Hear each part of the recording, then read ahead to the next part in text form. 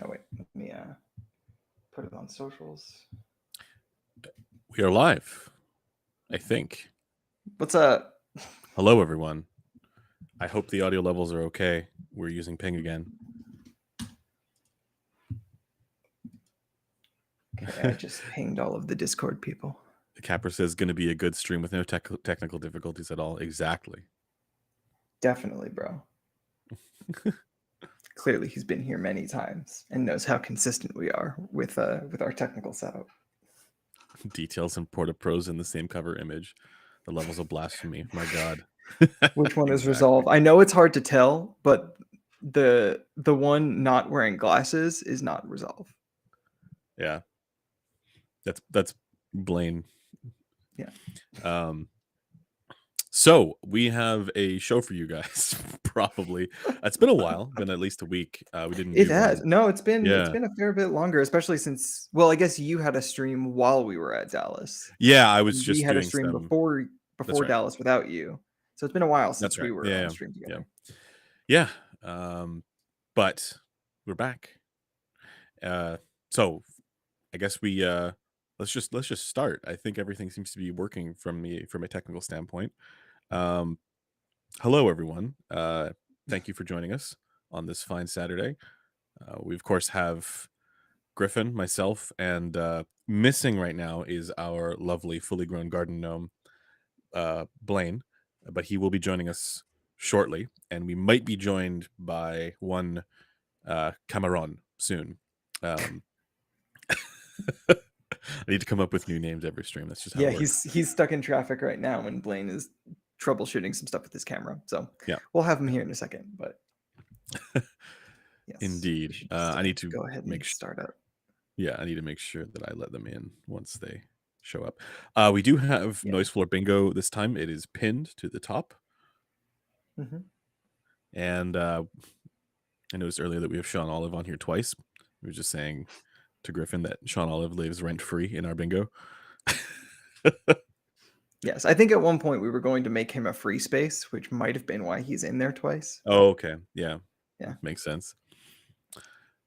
Yeah, so we have things to talk about today. What are we going to talk about? Today I wanted to have a bit of a, for lack of a better term, technicalities focused stream. I feel like we often talk about things very much so in terms of the data and not as much in terms of the experience. And I feel like it would be a nice, refreshing change of pace to talk about times that the experience has taken hold of us and given us a specific feely feel instead of a thinky thought, or maybe both. Yeah. Yeah, there's lots to get into there. Just before we get started, I have to mention, of course, this is all made possible by headphones.com. If you enjoy this, make sure to check out headphones.com in some capacity. We have all of our review content up there, but it is also how all of this gets funded. So if you want us to continue to be able to eat, check out headphones.com for your next audio purchase. We do have Noise Floor topics it's linked in the description, right? For the forum thread. So if you want to contribute to the Noise Floor and suggest topics, check that out in the description. This was on podcast platforms at one point, but I need to still go through and figure out why it's not populating as it should. In some cases it does, for most of them I believe, but yeah, it should be on podcast platforms. And what else? Oh yes, one other note of housekeeping. We do have a clips channel.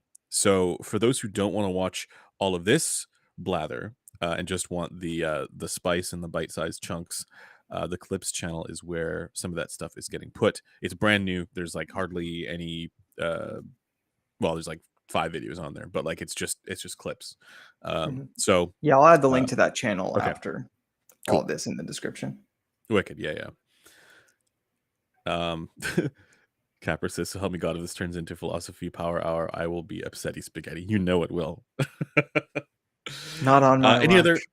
Any other housekeeping? We did have also on the forum a thread for 2 interesting threads you guys might want to check out.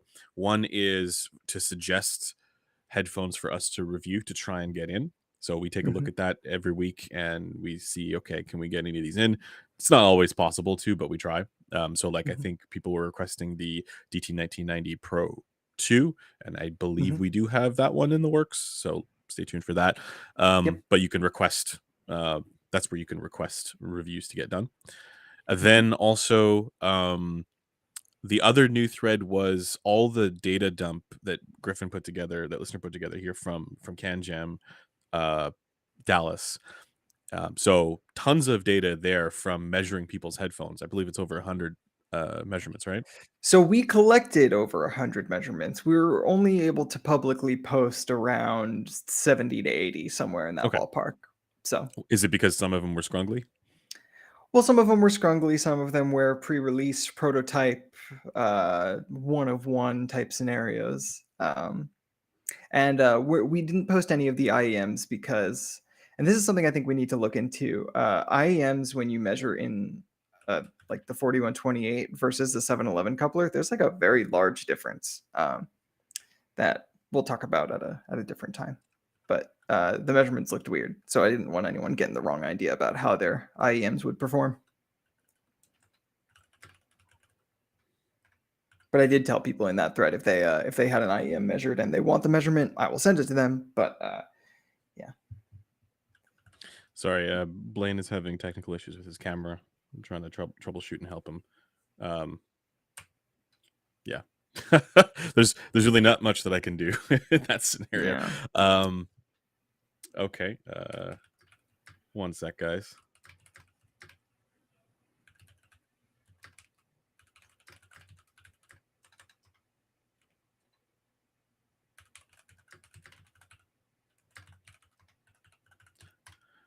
Seems like the issues with his lens actually.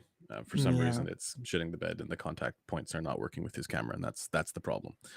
We could always just have him be the missing, disembodied uh, I hats. mean, it's a The thing, completely accurate photo anyway. It's yeah, just you exactly. won't see his mouth moving. The thing is, oops, we also when we suggested this topic, um, I think he that was his least favorite because he didn't really enjoy much of the qualia talk.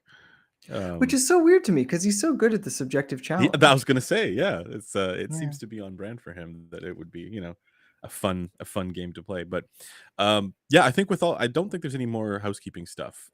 So um without All right, you further want ado, to dive right in then? let's dive right into topic Which one do you want number to talk one. about first? Because I split it into three. I split it into dynamics, detail, and soundstage. Yeah, let's do dynamics first, then soundstage, then detail. Sounds good. And the headphones that we this is the headphones that we enjoy the most for these subjective qualities. So the way I phrased it is, what are the most dynamic headphones you've ever heard? And then after that, and I want to do this for all of them, why do Okay. you think it was so dynamic? Gotcha. By the way, shout outs to Metal571 in the chat. Well, my boys in chat? Yeah. Um, What's up, dog? best reviewer. um, So good he had to leave so we could all keep having a job. exactly. Um, best. Okay, so we're starting with dynamics, right? Yes. Okay. The thing with all of this, and I'm sorry, but this does get a little bit philosophical, but um, the reason why none of what we're about to say here is concrete. I don't know what else to say. None of it is like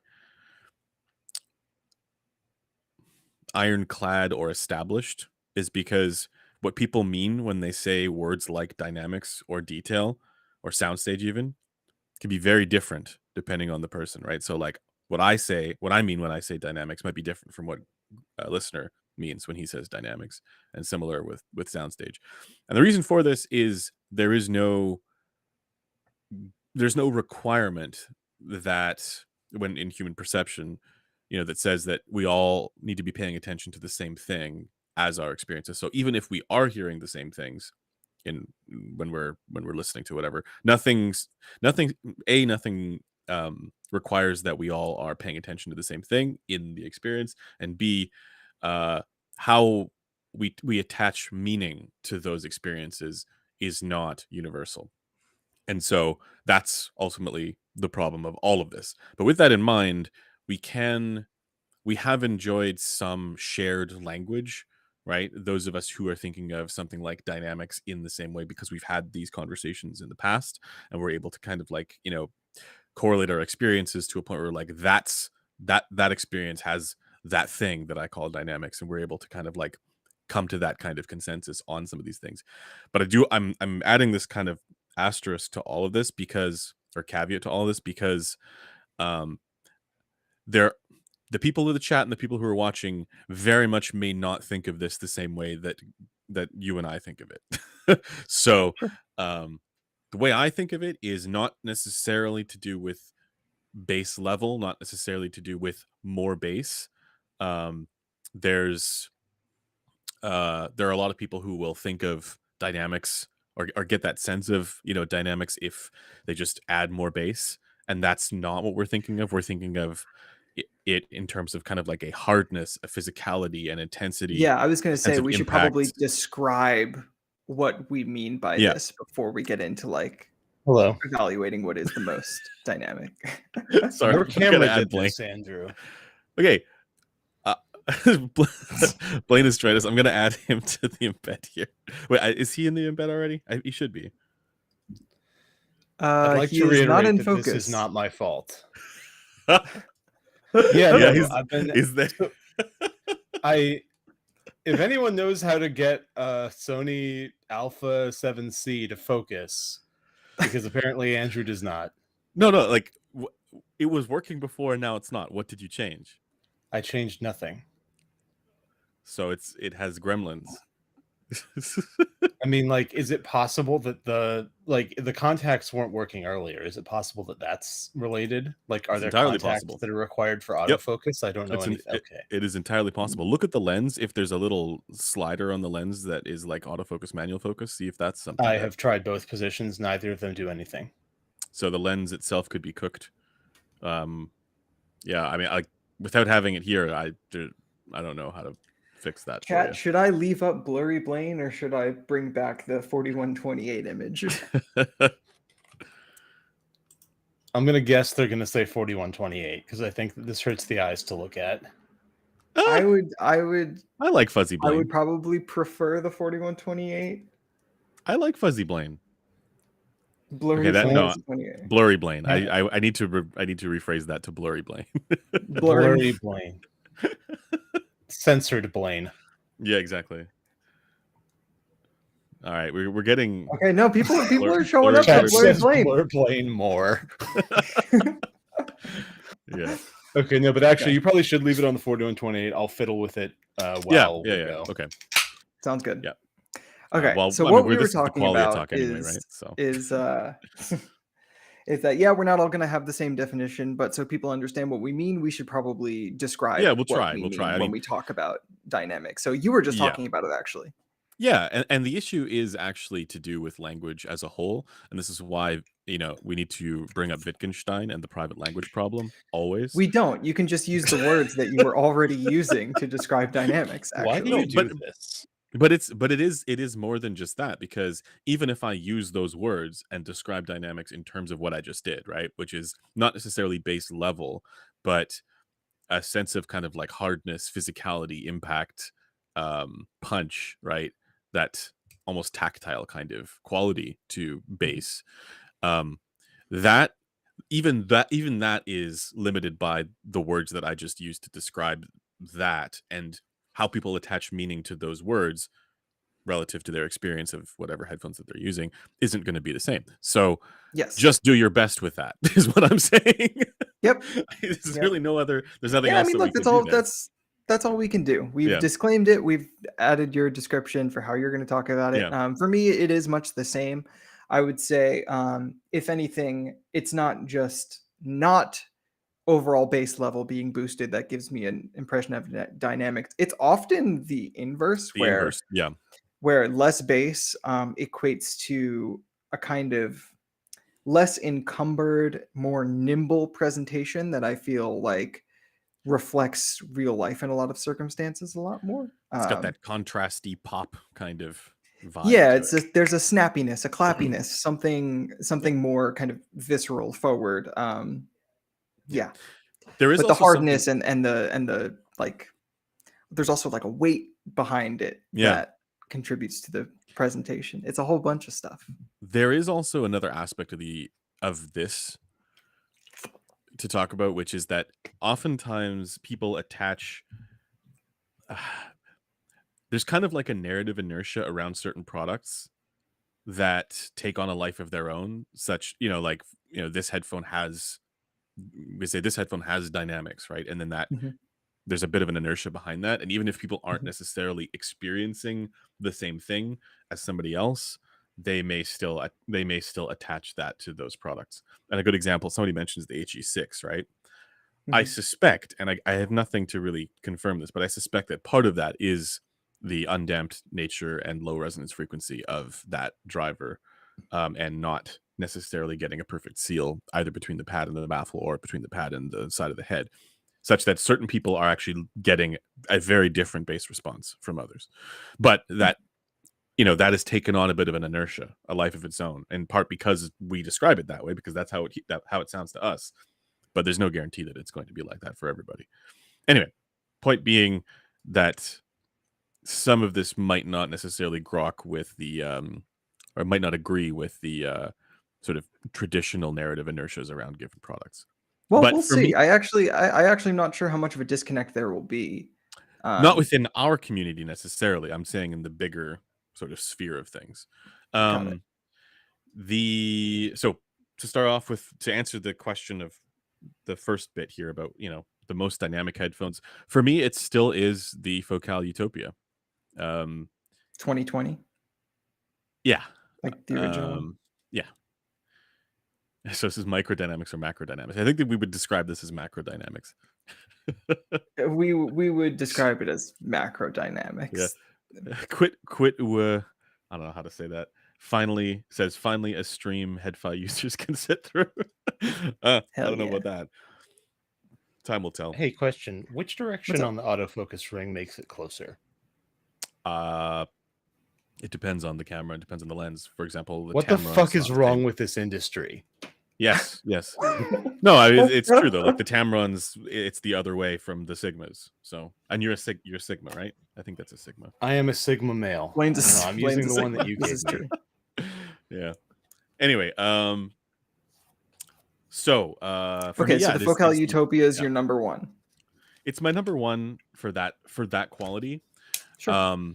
There are other headphones that do it well. But those focals typically do well for that, like the clear as well. Mhm. And I'm reminded of, it's one of my favorite interviews that I did with the acoustics engineer for Focal when I was visiting them in France. And one of the lines, Ludovic, one of the lines that he delivered was, "It's not just about the frequency response; it's also about the dynamics, and the dynamics are so important for the sound." And when he said that, I kind of thought, "Wow, he really is an audiophile. Like, he's not just an engineer behind the curtain. Like he's in it the Yeah. way that the rest of us are, um, and he cares a lot about the effects, and that's what they're And trying is he to like." responsible for all of their headphones? I don't know, but I know he was. I know he was responsible for a lot. Well, again, I don't know what the hierarchy is there, but as far as like the products that had been developed, he was certainly involved with, from my understanding, all of the ones that, at least all of the ones in modern times. So I'm not Got sure it. about the So it was Alere like or Clear LX and yeah, Utopia. yeah, yeah, yeah, yeah. Got you. And Celeste and Radiance and all that stuff, right? So very Cool. much, he was dynamics pilled. But the thing is, like, nothing about that conversation made it seem like he was thinking, oh, this is some extra magical property, you know, separate from frequency response. Just that he cared a lot about the effect. Um, and I think that's where a lot of people go wrong with this, is that they will conflate cause and effect, because they will think, oh, my subjective experience is like X, therefore there is X about the thing, right? When in reality, it's we should just be thinking of it as the subjective experience, and whatever the cause might be, it could be all kinds of different things that are the cause. Um, Yeah, sure. So the reason I ask, like, the second part, which is why do you think Why? it's so dynamic, is because I think for the most part on a lot of these we're going to agree, but I want to know, I want to differ in some way, and I think our answers for why might be slightly different. So why do you think the Focal Utopia is the punchiest or most dynamic Yeah, headphone? I actually think it has to do with the wideband balance of the lower mid range and it's so yeah, wideband balance for mids, lower mids, and bass. The way that that sort of contours up a little bit, but not so much that the bass really takes over that lower mid section, Definitely if that not. makes sense. Yeah. Yeah, So, but it is kind of like, so other headphones like say the HD6 series will kind of uh flatten out and taper off. These ones they flatten out and kind of rise a bit before they taper off, if that makes sense. Um you're talking about the bass extension, so like from like but but but 200 hertz down. but particularly that wideband balance for the lower mid range, I think largely responsible for this. There could also be, I mean, we talk a lot about how the sense of, the subjective experience of this quality isn't uniquely down to what's going on in the bass, and I think that's part of it, right? Because when you're hearing, you know, things in music that would be uh that would sort of, exemplify this quality, those things, it's not just bass that they are, um it's not just triggering the bass, basically. It's quite a bit wider than that. And so there are probably things in the treble that are also, related to this quality. But yeah, Got I it. would say Okay. it's a combination of things, largely to do with that sort of like hardness presentation of the lower mids that gives it that kind of like hard hitting attack to the bass, making it feel very visceral and punchy. Got it. Yeah, Blaine, are you available to comment, or are you still working on stuff? Well, I have a new error. fun. This Oh, operation or setting not available as follows. Drive mode self-timer can't. Okay. Any idea what uh, that means? I mean, it is that sounds like it's just, saying that if you're in movie mode or recording video mode, that you won't be able to use a timer? No, it's the opposite, I think. It says it can't use continuous autofocus because I'm in. try cleaning the contact points on the lens. Uh, with what? Deoxit? I don't know. Just see if there's shmoo on it. There is not shmoo on it. Oh, okay. I mean, Yeah, I yeah, would say if it's saying something about self timer, then you would want to check either like the top dials of the camera to make sure that that yeah, mode isn't clicked on, or check the menus to make sure that isn't clicked on. yeah. And the mode that I should be in on the top dials is M, correct? That's probably I manual, I have Should it no be idea. A? not movie. There should be a video icon one. Yeah, If not, then it might be M. But yeah. There's I one have that no. has old school film That's probably the video. on the right side or the left side? on the left dial. So probably not the left dial, right? Because that would be like a filter or something like that. Oh, could The be. only Yeah. other dial has a range going from -3 to +3. No, that's your Okay, no, exposure that's compensation. That yeah, was yeah. my assumption, yes. Yeah. So I no, don't know. I Try have the try the S&Q old school film film thing. MSP SAP Auto 123. Okay, put it in I auto think for those. now. Yeah. That's the PASM The what? dial. I'm. Okay. It's been such a long time since I've actually like looked at that camera, so I'm not totally familiar with its various top dial functions. Um, Well, yeah. this is lovely. Uh, What Okay. is zebra So setting? oh, don't worry about that. I'm just like Okay. periodically unclicking the 4128 to see if Blaine's there, and he's Yeah, not. he's not. No, I'm not. All right.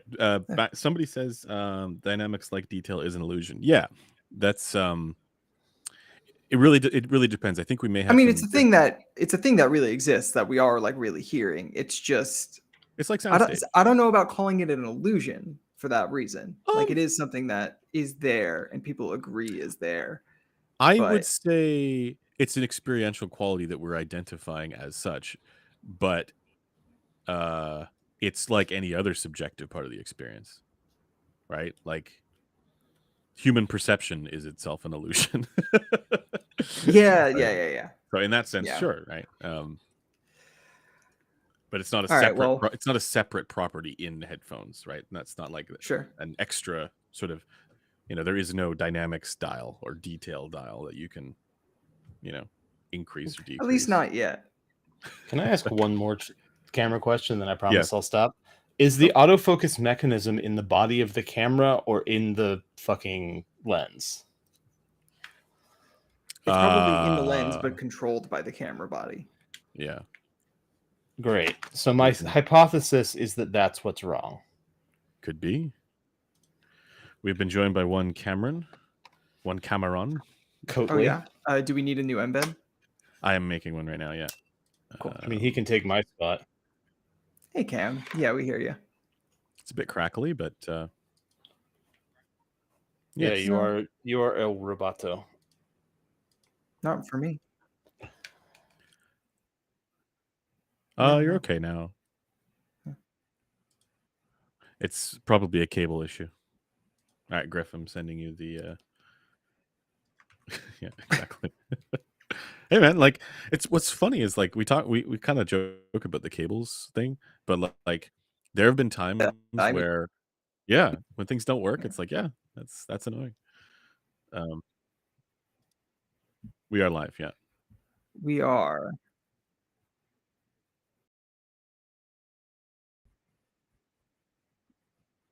But if you're using it here, you probably wouldn't be crackling. I'm just saying.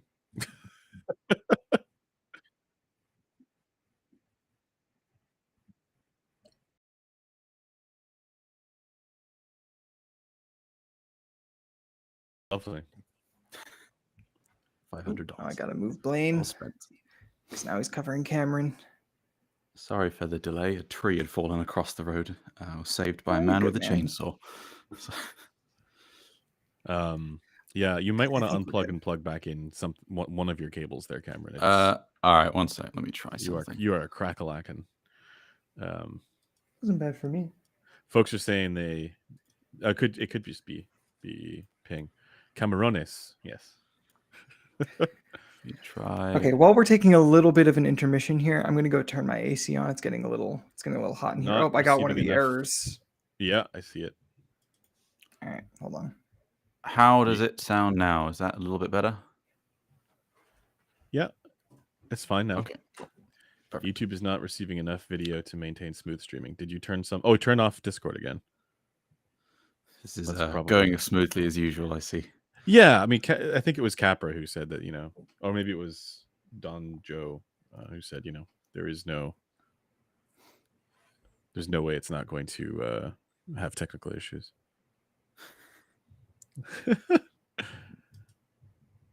All Funny right. enough, I think it's on good. the cable thing. I did actually do some testing with the digital cables that may actually make a difference, AES, SPDIF, and I2S ones, and I was able to show some very, very, very small differences in the jitter you get at the end, but a lot of the more expensive ones did worse because it basically boiled down to how close to the actual correct characteristic impedance is it, and the ones that were closest did best, which were about like $40-50 in many cases. So like if you bought a really, really cheap one on Amazon, it may genuinely do slightly worse, but a lot of the esoteric expensive ones again are kind of made with vibes rather than actual tests, and they did worse. So it's a problem generally with this industry is that things are just done with vibes. too many vibes. Yeah. Stuff with vibes. Listener, you might want to quit Discord or whatever else you have running in the background because It's just OBS and ping in Chrome. I don't have Discord open anymore. Okay. Well, if folks let us know that there's issues for them, we will address it. Some people are saying video is stuttering sometimes. I think you need... Yeah, I don't know what the issue is. Cameron, we're just talking about most dynamic headphones. Most dynamic headphones? Yeah. We're doing a subjective technicalities live stream. The kind of two answers. I mean, one defaults to a little bit to like the Abyss 1266, and I think I know the reason for that as well, which is that it's basically when you have it air gapped, it's got a massive sort of bump at about 80 High hertz or so. Q, high Q as well. High Q as well, yeah. Yeah. So that makes it really, really punchy for a lot of stuff, and also there's a bit of an effect you get with it where like you can kind of feel air moving in places that you can't usually feel it with headphones, and so I think that adds to the psychoacoustic effect, and it's got a reputation for being a very, very slammy headphone, and I'd agree, and that's one of the reasons I like it. But you also then basically lose sub bass almost entirely, so it's not a zero trade-offs thing. Honestly, besides that, I would say that possibly the Apereo GSE, because that's got intentionally a bass profile that rises towards the sub bass and has a little bit of a sort of notch at 80 hertz again, because there's a lot of fundamentals of drums and stuff there. So that was done quite intentionally in the same way that the Impact Plus mode, like the one the GSE is, and that makes it really, really impactful for a lot of stuff without losing sub bass. So those would probably be my two answers, I think. Yeah, it's funny because we were just talking earlier about how like people mean different things. Yeah, so Yeah. something we did before we actually got into saying what our most dynamic headphone was describing what we mean when we're talking about dynamics. Right. Yeah. So if you could actually like say that would be. I mean, I like to try and use when I'm talking about what I think most people mean when they say dynamics, which is sort of like punchiness, slamminess, basically. I try and use the term macro dynamics just because I feel like it makes it a bit clearer, because dynamic range itself isn't really a thing that sort of varies between headphones besides just how much they isolate. So yeah, for me, when people say dynamics, or if I say that, or they'll try and say macrodynamics, then I'm usually basically meaning how impactful and punchy is this headphone sounding. That's typically what it means for me. It doesn't actually refer to actual dynamic range or anything that would really apply to, like, classical music or something all that much. You are still crackling, apparently, Cameron. A little bit. I'm gonna swap to my not noise cancelling mic. If I can see it from here. And then I'm also getting an error There we go. saying YouTube is not receiving enough video to maintain smooth streaming. As such, viewers will experience buffering. Viewers, are you experiencing buffering? Stream status poor. Poor. Can you look at your OBS, Griffin, and see if you're dropping? Yeah, what frames? am I supposed to be looking at though? Look at the bottom right. Bottom right. I see like 5,000 to Dropped 4,000. Okay. And it's Oh, just dropped better than the frames. Tyson Dropped fight. frames. I'm seeing a lot of dropped frames actually. yeah. So Should I restart the stream? you should probably lower the bitrate. Yeah. Okay, I don't know how to do that while I'm streaming though. No, you think you stop have to streaming, pause it, yeah. you go into Okay. output, and you go into advanced mode and lower the bitrate. Okay, be right back. And AFL Okay. does what? That's locked. Andrew, you're black and white now. Yeah, because I turned on OBS. Does it lock autofocus? Yeah, don't worry about AFL. That does nothing for you. Andrew, What could it be are fucking me? you gonna un-black and white? He's just so depressed. Okay, I think the stream is back up, right, guys? Right? Should be. Seems to be. You're still I don't know how black to and unblack and white. Just keep it like that. Doesn't matter. Yeah, I'm for it. I'm fine with it. This is peak resolve. Yeah.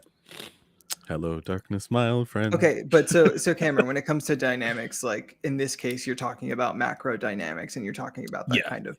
I'm talking about like sort of Impact. punchiness, because there's certain headphones where there's sort of like a really big kind of weight and meatiness to the low end, but then it's like it's not quick. It doesn't feel like you're being smacked in the face. There's like a pillowiness to it. And then there's other headphones where that kind of snappiness and the leading edge of it's really, really good, but then there's no, like it is, this was a problem I had on a lot of E-stats where you get that speed and the strike of the drum, but then the body of it is just kind of not really there, often because there's a lot less sub-bass presence. Yeah, so macrodynamics, usually I'm just meaning a bit of a combination of the two. Gotcha. Cool. I'm attempting and percussive maintenance. Oh, fun. Smack my cam up. Since it doesn't seem like we're gonna get an answer from Blaine for this one, I'll go ahead and say what do you want from me? Like the your answer most is dynamic headphone and why it's so dynamic. well, I mean, the answer, I've already did this. I did this bit like 2 weeks ago. It was the fucking LCD2, and it was because it has no ear gain, so I cranked it. Swag. Like literally But dynamic. wouldn't that make it for be me. more compressed? Oh, I see what you're saying, because you mean dynamic range, because you can, Well, no, like it sounded the most dynamic to me. because you were turning the volume up. Yeah, because I fucking Yeah. cranked that shit. Because it was loud. Hell yeah. Loud is good, except for Real and true. health. Yes. Okay. Well, I mean, so for me, the answer for how I would describe dynamics is very similar, I think, to Andrew and Cameron's definitions. I will say there's maybe a little bit less of a, again, emphasis on any one specific frequency region being responsible for it. It's more so just about how punchy it can be while also being, I guess, like accurate in terms of its speed. So like things can be very huge and gargantuan and heavy, but also very slow. Or things can be, you know, very quick and nimble and fast on the attack, but not have much weight behind them, which is kind of what Cameron mentioned. So I would say that the most dynamic headphone for me has also been the Focal Utopia, with the runner-up probably being either another Focal open back or the Aurora Borealis. And I think it's because, or the HE6, and I think it's because they all actually have very similar frequency response traits. None of them have like a Harman-esque bass shelf, which I find to make things sound pretty slow and have excess kind of decay and bloom and all of those words. But they have also a little bit extra in like the low mid range, like 200 hertz, which helps bring forth a little bit of the chestiness of kick drums and the fundamentals of snare drums and stuff like that. The chestiness of kick drums. Yeah.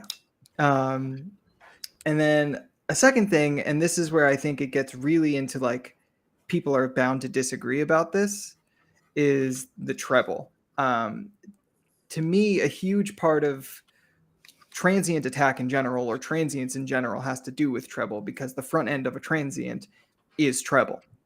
And because we know that humans, especially relative to the video that Andrew just did, where you see how widely a headphone can measure on different heads, treble is going to be so different on people that the transient response is basically always going to be different on people, at least in those first few milliseconds that describe like the attack. So I think a big part of dynamics is actually closeness to the HRTF, to the expectation that listeners have. So like, for example, Cameron's, I think he mentioned the AB1266 and Aperio GSE. Like neither of those were very macro dynamic for me because they both have too much treble. So the kind of attack at the very front end of the transient is very overemphasized versus the like decay in the mid range and the bass that follow it, as far as like from a transient perspective. Because you generally like headphones with less upper treble, right? Like correct. No upper treble. Yeah. No upper treble. Yeah. But like, so the Utopia is one example where I actually feel like it has the right treble in the right places to elicit the snappiness of attack from kick drums. And I would say it's kind of like, obviously it's proper ear gain, but it's a little bit of extra 4 kilohertz. That's an area that when mixing kick drums, I found was basically like where the attack of the kick drum primarily lays. So elevations in that region tend to, barring other colorations, highlight that attack. but not having excess treble above that in the kind of HRTF, HBTF variant area is, I think, a big part of why things like the Utopia, the Clear, the Borealis are more dynamic for me than, for example, like the Hi-Fi Man headphones, which have 4 kilohertz elevations, but also have a bunch of upper treble above that. So I Go just ahead. there's a bunch of folks positing hypotheses on what actually is responsible for this quality, and they're talking about things that are extra to frequency response.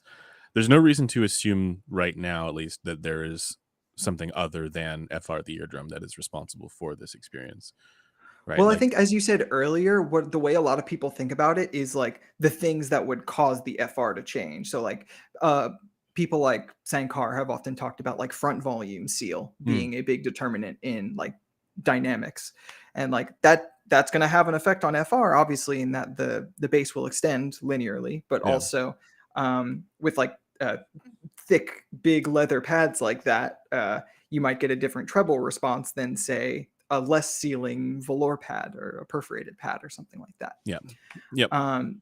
So it's important to, when people are describing all of these different non-FR things, make it clear that like the things these people are talking about are almost always things that are actually going to affect the FR as well. So it's not that they're wrong, it's just that they're like a step behind in kind of the cause and effect line, if that makes sense. Yep. Yeah, it's like when people say, like, oh, driver type matters, ignore the FR and stuff. It's like, well, the driver type is determining what shows up in the FR. It's not, Yeah, they're not absolutely. separate things.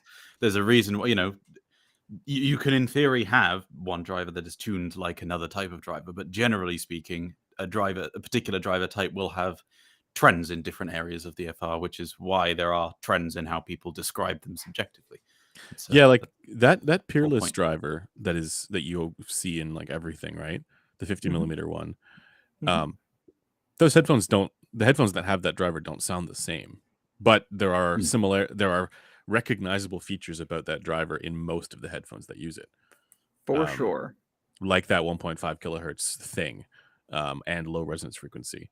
Yeah, actually, speaking of that 1.5 kilohertz thing is something that it was kind of like the third prong, like, because I talked about bass and treble, but like the mid-range being a little bit extra forward in that region is something I've talked about on the stream before, but it's something like all 3 of the headphones I mentioned, Utopia, Borealis, and AG6, all have in common. The 1266 has it in common.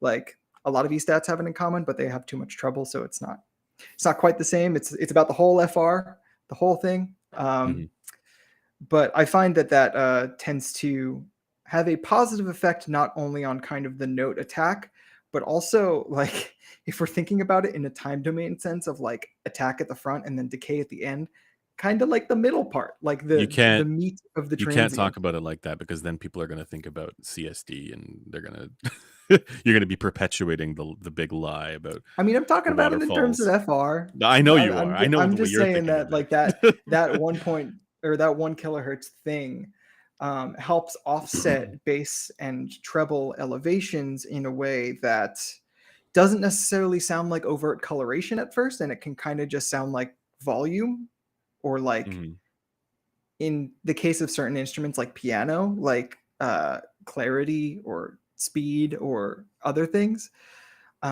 It's not an immediately noticeable impediment to timbre, I think, for a lot of people, but it can elicit a positive, superlative or experience to dynamic snappiness and quickness and all that stuff. And headphones that like have a big bass elevation, for example, and don't have that are often ones that I find people widely agree do not have dynamics. A good example of this is like the Eris with, so this is the Blaris, but the Eris is very bass boosted but very undynamic. It's a very kind of mushy bass profile. I think that goes like so far towards the bass end that it's like there's just no attack. It's just everything is going to be Yeah. Well, swamped it's also by the its upper treble is boom just and not really there. So going back to what you said about, leading edge of transients and stuff like that, that information is kind of missing. Doesn't And have it. also, I don't think it's helped by the fact that it's like quite mid bass focused. There's not much Yeah. sub bass as well. So it's a little bit one note bassy without the treble or anything to back it up. Yeah, I feel like that's a really dramatic example of what I was talking Yeah. about. What I was talking about when I said like a bass shelf with no like forwardness in the 1K or anything like that, I was actually kind of talking about Dan's headphones, like the Dan Oh, Clark Audio stuff. Yeah, I Like- was going to mention those because like those are an example of a headphone where just in the bass profile they've kind of got all the things that you would expect to make it sound slammy and dynamic. And to me, So, anyway, question, they really don't. do you actually tend to hear a Harman shelf as dynamic? No, I typically don't. I No. typically don't either. No, generally not. But like it's certainly it's still closer to what I would typically find dynamic than like a just flat linear extension one or something. But it's the contrast between that and just how undynamic it sounds to me. And I think a lot of it for me is that I perceive them as really upper treble rolled off. Like that's just gone, basically. I was going to say that also the other side, especially with those DCAs that you might want to consider, is we don't know what the in situ response is in the bass. Or the treble. Yeah, or the treble, of course. But like, of course the treble, but like in the bass, because of the way that those headphones, like they have a very, like a highly damped driver where the resonance frequency is like at 500 hertz or something like that. So when there's any kind of imperfection in the seal, the bass can kind of drop, right? Yeah. So it's difficult to know, unless you're measuring with in-ear mics, what the actual in situ response is for the bass profile. And another example is like the Focal Azuris, and the Hedanis, but less the Hedanis because it's open back. But the Azuris, I know for a fact that the in situ performance on my head has less bass than how it measures on a rig because I wear glasses. And if I match the response on the rig, it sounds significantly more dynamic than the way it is on my head by default. Yeah. So Maybe the thing you with shouldn't wear the glasses. Yeah, glasses are just, it's the death. But then Blaine will look like blurry Blaine. Which he does anyways, so.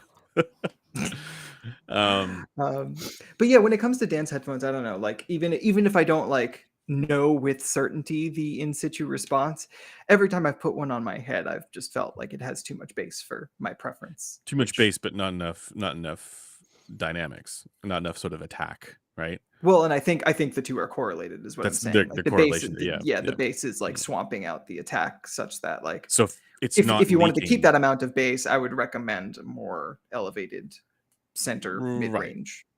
Yeah. Yes, I think that's really what it is, because like you and this is why for me it's like you were mentioning about the Harman shelf thing. I have yet to hear. I'm fine with overall the Harman shelf. I think it sounds good, but the issue, totally, it sounds fine, right? But I have yet to hear a headphone that has a Harman shelf that sounds, categorically dynamic the way that those, the open focals do.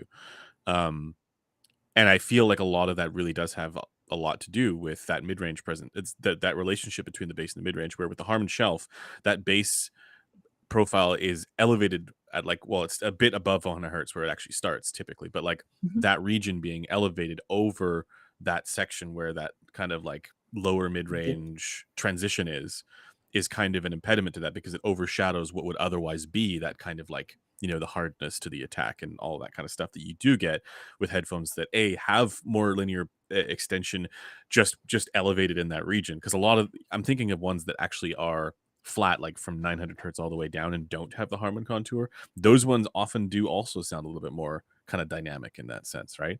So following that contour seems to, at least for me be an impediment to that sense of physicality and impact.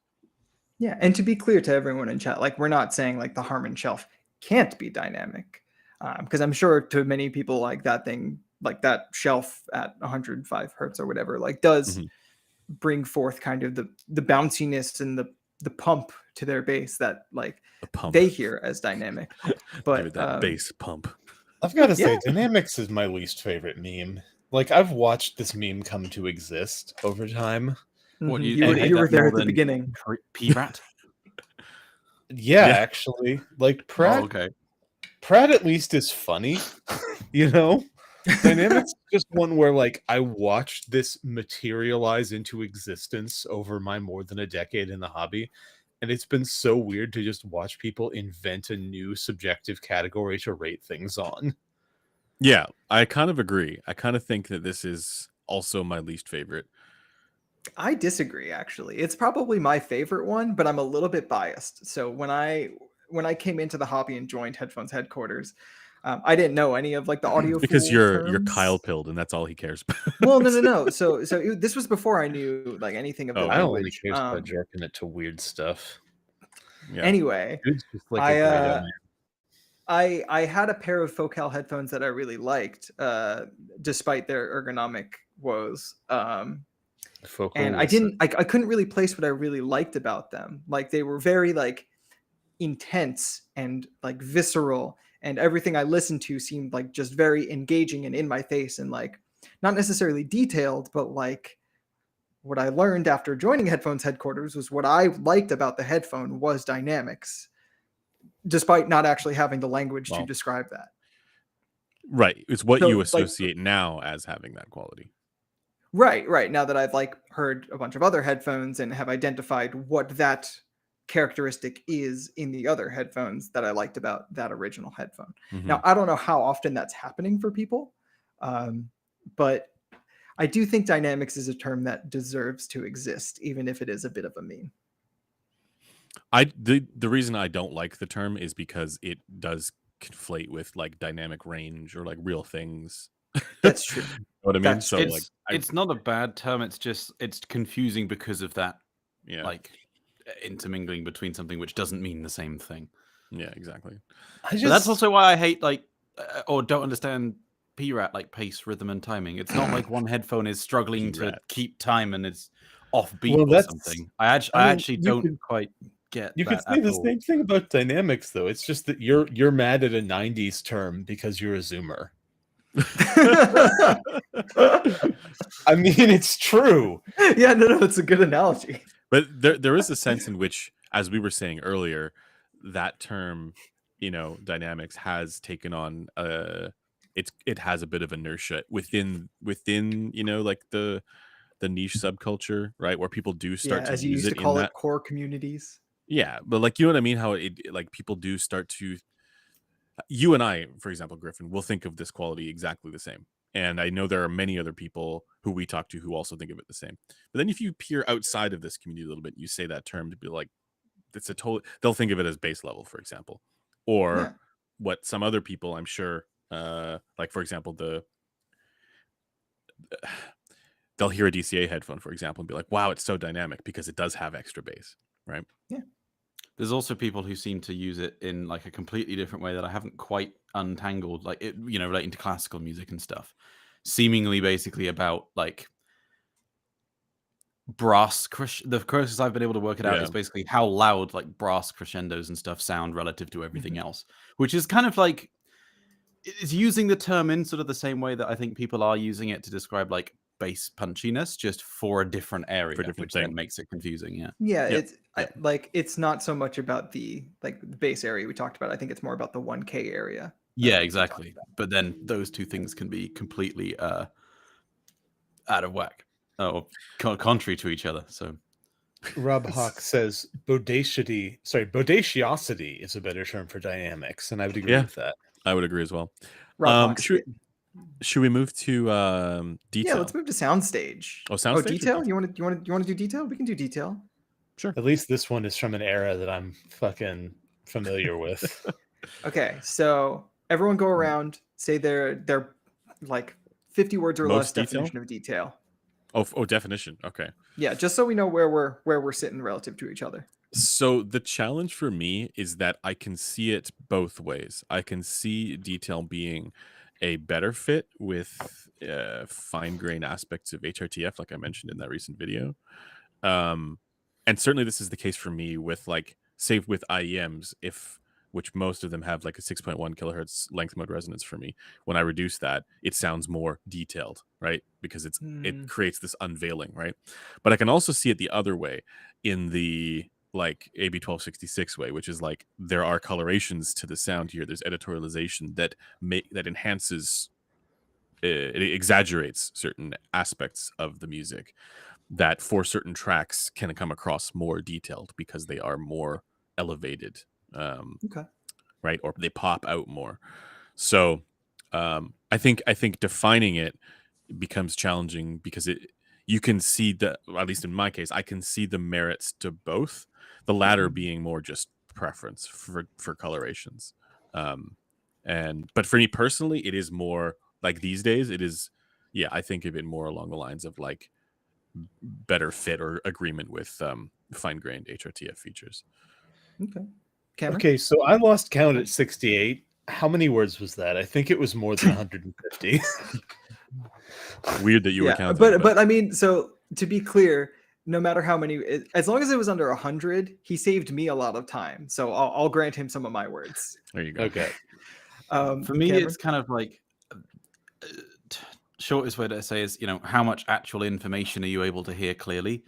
And some of that is a pretty basic thing, like generally speaking, even if it comes at the expense of sounding less realistic or natural, stuff with more, particularly upper treble, sounds more detailed and clear. But there's as Andrew said, certain headphones go too far with that and just sound aggressive, even if they are more detailed. Other headphones, if there's too much bass obscuring the rest of it and making that harder to hear clearly, sounds less detailed. So it's a bit of a sort of mix between tonal balance, the fine-grained FR stuff as well. I think, when doing the Aperio GSC, it was kind of shocking how much you can change perceived detail with small bits in just like knocking a particular peak for you down or whatever. That was really quite surprising how much that influenced what I perceive as detail. But then there are certain things you can do, I think, which exaggerate it. Like the 1266 is not a headphone that sounds anywhere close to realistic for me, but it does sound very detailed. And I think a lot of that's just because it's quite aggressive and forward with a couple points in the upper treble. So, yeah. Cool. Blaine? He's muted. I mean, so now I'm going to go over the 50 words because I'm going to get a little historical for a second. I always thought of detail as sort of I hear something that I don't hear before, right? Like I didn't hear before, that I've never perceived in this song, in this piece, in this section of this, Classic. this. So, and in that capacity, that was something that fascinated me when I was new to audio. And it was something that I was really interested in, much more so than the soundstage meme, which was the other of the two big memes of that era. Sure. Nowadays, one we of have them persists. 3. Yeah. The thing is, though, as time went by, I realized that often I would hear a new detail on something that really sucked. Like very frequently, if anything, like something that has a horrible dip somewhere, then suddenly there's no more masking of something. And that really moved me from, okay, well, is this revealing new details in my music, or is this just sort of either A, mangling it in such a way that I can perceive it differently, or B, is it just that I'm listening closely? Like the most recent time that I heard new details was on my speakers, which objectively are one of the least detailed things you can have. People are way less differentiating on speakers, but I heard new details because I was listening closely and it was just the right frequencies and just the right moment. It was a new toy and it made you want to focus on it. But yeah, no, my perception was always the detail was being able to hear things you couldn't otherwise. Yeah. That new toy syndrome's kind of like a big thing, though. I think a lot of people will go from something that they are used to something different. Doesn't really matter how it is, just something that's different. And all the differences jump out at you quite apparently. And I think that a lot of people will, particularly in the first week or so of having whatever it is, go, oh, I'm hearing or have my attention's being drawn to all these things that they weren't before. This is more detailed. This is more textured, whatever. But then you'll have, go the other way from product B to product A and say the exact same things just because it's different. And your brain is basically going, this is jarring. Mhm. Sometimes in a nice way. Confirmed detail is skill issues. Yeah, I like Hobby Well- Talk's definition of it, which is how loud can I turn it up without getting ouchies? And volume is a key factor there. Oh yeah, Here's a weird one. I don't Totally. actually feel like past a certain threshold, I tend to perceive more details. Like there's a critical point, which I think is between maybe 75 and 80 dB, where I tend to perceive the most Yeah, that- details. yeah. Above that, it tends to be more wub. Yeah. Yeah. Yeah, I would agree there. Phil, this is actually a new one. I lost my old one, so I bought a new one. They're the only ones that fit. Good color. Our hearts. Like the color. Yep. I like the color. So for me, I think again, I'm falling most in line with Resolve's definition. However, when it comes to evaluating headphones, I basically never experience the first thing with a stock headphone. Like basically all what do you stock mean? headphones are like you know how you talked about there's like the first definition, which is like the unveiling that occurs when you start to match your HRTF. Oh, when or you what start to think your EQ HRTF things. is. Yeah. Yes, yeah. That never happens. Like all headphones that I listen to, barring maybe like one or two, are like veiled by treble peaks not matching my HRTF or dips not matching my HRTF. Like Well, the a lot of that too is because a lot of headphones have upper treble, and for you, that's where there's no, so like the Sennheiser HD650, like my favorite stock still has headphone upper of all treble time. relative to you.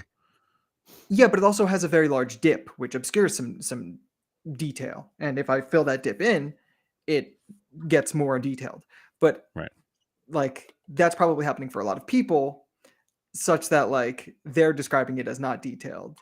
Whereas Yeah. like because I know that's a dip that's happening on my head, I'm not like dinging it for that. There I is a guess. chance that like a lot like headphones that do have some more like fine-grained features on different people's heads could be we've talked about how things can be maybe more HRTF-y in the sense that they may adhere better for some people, but that also means that they're going to adhere worse for others.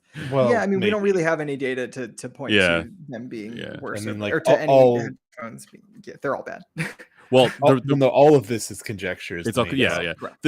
Okay, the reason why Including I the detail being a matching of HRTF thing. right, and that's why I mentioned that. Like, I mean, ultimately, this could just be preference, right? Because we don't. But that's why it's we don't not know. like part of my definition. Yeah, Like yeah. my definition is actually closer to the second thing you said, which is Yeah. that, and kind of closer to what Cameron said as well, where it's like that bit of extra texturing and 2 perceived kilohertz. nuance or clarity or articulation mean, or whatever I that think- comes about when there is a coloration. Yeah, a good example of that is probably the Rala Manis. Like even amongst people that don't necessarily like it all that much, pretty much everyone I've spoken to, I think maybe besides Blaine, says that maybe I don't like it for whatever reasons, but it is very, very detailed. I And don't find it hear the detailed. same thing. You don't find it detailed? Nope. I find it to be fine for that. Like, not bad, but like, Okay. it doesn't sound blunted. It's just a Interesting. monstrous upper treble peak for me, or mid to upper. I don't know exactly where it is, but it's a monstrous treble peak. That just- treble peak seems to be like depending on the listener because I hear it, but it's not like crazy. A friend of mine doesn't hear it, and another friend of mine is like, I can't listen to these. So Exactly. it seems to be. I mean, is it like what 11K or something? So it is going to vary a lot. Yeah. But It was an ouchie. it was an ouchie. Yeah. So it's to me, it was like I'm normally fine with like 10K because my ear does kind of kill 10K a bit. Maybe. Well, as measured with in-ear microphones compared to the 5 and 2.8 and the Gross ears, also with blocked canal, mine tends At to kill least the 10K. HBTF is measured. Yeah, relative to those, there. right? At least, and with headphones that have presence there, right? So yeah. But anyways, the one thing I was also going to say about this is there is a sense in which, well, detail can mean very different things to different people, but like there is a sense in which when we are, because the in situ response above, I want to say like 3 kilohertz for most headphones, conjecture again is likely to be very different from person to person. There is a sense in which, like, for anybody who does bother to EQ things but doesn't want to EQ above 3 kilohertz, that's kind of what you're paying for when you're buying different headphones, like the in situ response. because like a lot of it is really difficult, really challenging to figure out. Okay, like if I make this adjustment here, is this going to make it sound more detailed to me? And you like you can't know it unless you try it. It's really quite hard to like getting things right above 2-3K does require quite a lot of practice because you can't Yeah, just do it from a measurement. You can't just do it from yeah. what someone else has said. You have to know how to. Well, realistically, you kind of need to get used to using manual sweeps yourself and tweak the Even Well, pitch. manual but even sweeps manual are sweeps, are I a think it's actually with problem. music, like you have to go through a lot of different test tracks as Yeah. well. And so, for example, the reason why for me it's easier with IEMs in a sense. I mean, it's actually not. It's harder with IEMs because there's all kinds of other issues that aren't just localized to 6.1 kilohertz, but because that's a length mode resonance that I am very familiar with for myself. That's a much more obvious issue than maybe some of these other issues that might yield better or worse sense of detail to me. But because I'm not able to take the picture in my eardrum relative to my HRTF. It's very difficult to know. You're kind of like taking a shot in the dark when you start doing this. So it does take quite a bit of work to try and identify those things. So Our, that said, like if I think we all agree that like for a headphones detail, we're not talking about the unveiling. We're kind of talking about like the texturing and whatever that comes as a result well, of whatever the response actually is on your head. Not what yes, you but can make it, but what it is. what it is. Well, yes, but I also think that there is an unveiling of sorts. So okay, an Right, but that's not how example. you judge a headphone as like the most detailed. That's how you judge like how well you're able to EQ it. Okay, not necessarily. So yes, that like blanket, yes, that's true, I think. But there are headphones that are going to be better and worse above 3 kilohertz for this quality, which is what I'm talking about. How some of these headphones above 3 kilohertz are going to be a better fit with it, with my HRTF. Are going to agree better with my HRTF than others.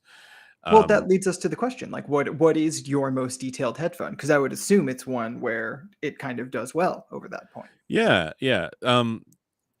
So again, along the lines of the first definition, um, it would probably be something like the Hi-Fi Man Sesvara, um, because it has apart from that 4.3 kilohertz thing that is a little bit forward there, the rest of it does seem to create that kind of unveiling effect for me. But then on the flip side, if I listen to headphones like the Headphone 2 GT, right, or like even the original headphone, those ones sound detailed to me for the second reason, which is Mhm. there's some enhancement to the sound in certain regions that I can identify as like enhancements, but they're in ways that I enjoy, if that makes sense. Yeah, yeah, Um, yeah. so I could really give two answers on that. And like when I listen to the Headphone 2 GT, it does sound like incredibly detailed, right? Even more detailed than the Sesvara. But I also know that it is doing things that is editorializing the sound in that sort of whatever treble band it is that we're talking about, right? So I can't as easily just say, like, as far as like what I enjoy the most when I'm listening to music, um you know I definitely prefer headphones that are that first definition, right? Like that have that agreement, because a lot of the time headphones that you might think are really really detailed, as soon as you go to more recordings that you're listening to and you kind of listen to a broad range of stuff, you start to find that some of that like detail imparted by an editorialization is actually less enjoyable. It can come across as strident or harsh because it maybe doesn't fit as well with a different recording. So that's why for me it's like I prefer that former way of thinking about it, You want but the detail that fits with everything, not the detail that's that fits with certain specific to one recordings. Exactly. circumstance. Yeah, yeah, yeah. Exactly. Yeah, yeah, Okay. yeah. I think we should maybe address one thing that's being discussed in the chat a little bit. If about someone saying that the two most detailed headphones they've ever heard were the Shangri-La Senior and the Stax Lambda Pro, both of which, to their knowledge, have some of the fastest drivers. The, as Blaine said in the chat, there's a lot of drivers which do have a meaningful frequency extension beyond 50 kilohertz in some cases, but also in a normal system, up to about 22 kilohertz is all you need. Like, even if your driver for some reason can go to 50 kilohertz and stuff, what is coming out of your DAC will not have anything above 22 kilohertz. That is where the headphone will only ever need to go up to. Literally, nothing. The signal will never have content other than. But also, to be clear, it's not just that it goes up that high; it's that it has an appropriate SPL at those, at whatever volumes you would want up there, right? Yeah. Because there are ones that like are rated for like, yeah, this one goes up to 40 kilohertz, but it's like extremely quiet above like 6 kilohertz. Well, I mean, as Blaine said, he said above 50 kilohertz at meaningful volumes. Well, and I will also note that extension of the driver means very little at high frequencies when you're in an enclosure that is smaller than those wavelengths. Like up there, you're just in the hellscape that is headphone acoustics. But many of these drivers, if you put them in a baffle, if you measure them with a free field mic that's flat to 100K, you will be able to see a flat line or even a rising response into 40K, 50K, 60K. And this will hold up even at very high output levels, which is something that's noteworthy. Like there is the equivalent of, limited speed would be slewing, right? Like in an amplifier, the speed with which the transistors can turn on and off sets the speed with which a square wave can rise and fall. And that's proportionate to both the frequency and it's proportionate to the rise time, which is a function of both the response and the magnitude, because if it's going further, it has to go faster to go that distance in X amount of time. So these things do matter. But the thing is, if you wanted to test this, just play like 2 ultrasonic tones at the same time and see how much distortion the intermodulation product has. And the answer will be not very much. Okay. There's two things. One thing, Lone Star saying, awesome point from Golden. Headphone details may be limited by DAC and source. That's not quite what I was saying. The point is that it doesn't matter what your DAC is. Like if you're listening to 44.1 kilohertz music, the bandwidth is at best 22.05 kilohertz. So if you have, the best possible reconstruction in your DAC, you go up to 22.05 kilohertz. And unless you're listening to high-res music, and even then, the amount of content above 22.05. There's not much spectral content up there. No, it's mostly noise. But for 99% of music, there isn't stuff above 22.05 kilohertz. So the point that, this headphone is accurate and can do a high output levels at 30 kilohertz, that actually doesn't matter because the signal in your chain will not have that kind of content. So that's the point I was making. It's not that, you need to upgrade your DAC. It's this aspect of headphones actually doesn't matter because they would never be instructed to play content at that frequency anyway. Someone else saying people are mixing up fast with short decay. It's the same thing, technically. Like I think the way people talk about it, it's the same thing, which is treble. Well, to some degree, yeah. I mean, the CSD. People think that the CSD is like measured separately from frequency response. You create the CSD from the frequency response. They contain the exact same information. From the impulse response. Yeah, and it's a inverse Laplace transform to get. Yeah, the thing is, the thing about oh, go ahead. Well, the thing about CSD is there's literally just the same thing we do for FR. It's just with FR, we do one long Fourier transform, whereas with CSD, we do a bunch of short ones. So it's literally just you have the same information. You're just chopping it up into slices and saying, my God, look at all these slices. Yeah. What I was saying is just that when people say like short decay, obviously, I mean, I actually don't know how obvious this is, but I don't really think they're hearing short decay. I think what they're hearing is actually a wider gulf between attack and decay, which would be caused by excess treble, making the initial spike of the transient a lot higher than the rest of the impulse. The 2 headphones he mentioned do have quite a lot of excess upper treble, so yeah. I mean, so like that's always the issue, though. It's what we mentioned at the beginning is people are making assumptions about what's going on acoustically based on their subjective experience of these products as this one has a longer decay or a faster attack or whatever, right? And then thinking, then this is some acoustic property, but really I understand why. It's kind of hard to like think of a quick, easy way to describe like a very like small. Oh no, I get why people make that conflation, but we're talking one is the effect, and to try to attribute cause to that is where the mistake is. Yeah, I think it's that people are looking for something extraneous and just unrelated to try and explain it, when actually the explanation is that it's got more upper treble. Henry In in the many chat cases. was saying, yeah, in many cases, like, because I hear the Shangri-La Senior as very, very detailed, but I also hear it as just generally very bright and bass light. And actually, if you EQ it to kind of sound a little bit more timbrally correct, that impressive detailness does go away somewhat. So Henry's saying, as someone newer to the hobby, I'm a little bit confused by the discussion on detail. Are you saying that the jump in detail I hear from random $10 earbuds to an HD 800 is only subjective? No, that's not what we're saying. We're just saying that there is. saying. Okay, well, ignore Blaine because Blaine hates everything. But we're basically saying that it's not a simple answer as to this has a more expensive driver, therefore it's more detailed, or this has a faster driver, therefore it's more detailed. It's a little bit of a somewhat unknown and nuanced question as to how the headphone is behaving.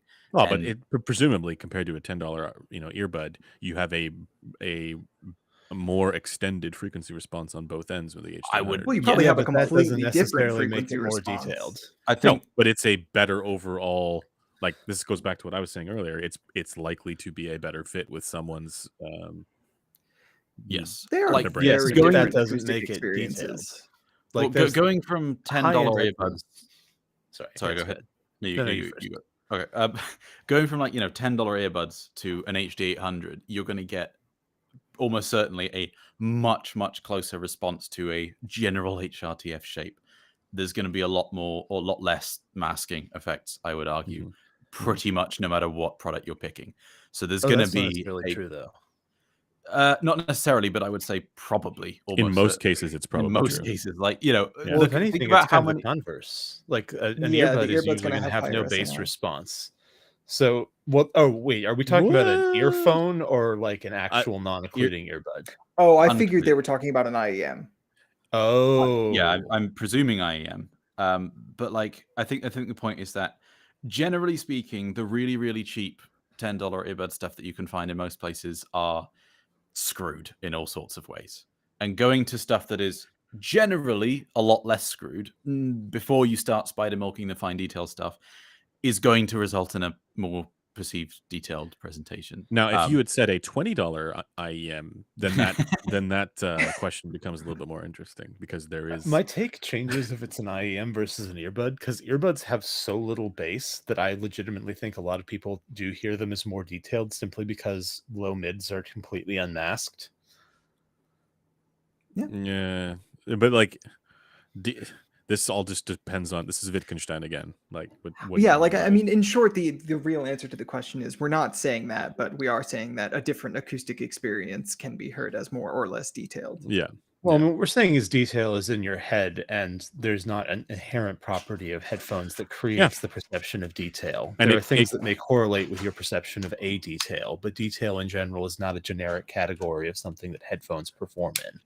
Yep. And I And think just to be that's, clear on that, though, he's not saying that detail is not real and that what you're perceiving is not a thing. It's just that we don't have a clear answer as to, how to conclusively determine which of two headphones is more detailed, and it's probably going to vary from listener to listener. Well, and So wait, reality did- is kind of a question here, right? Like, the perception of detail is subjective. The details that exist in the recording are real elements of the signal. Is my experience more real than yours because I have a different frequency response, because I'm paying attention to the horn section, whatever? The answer is no.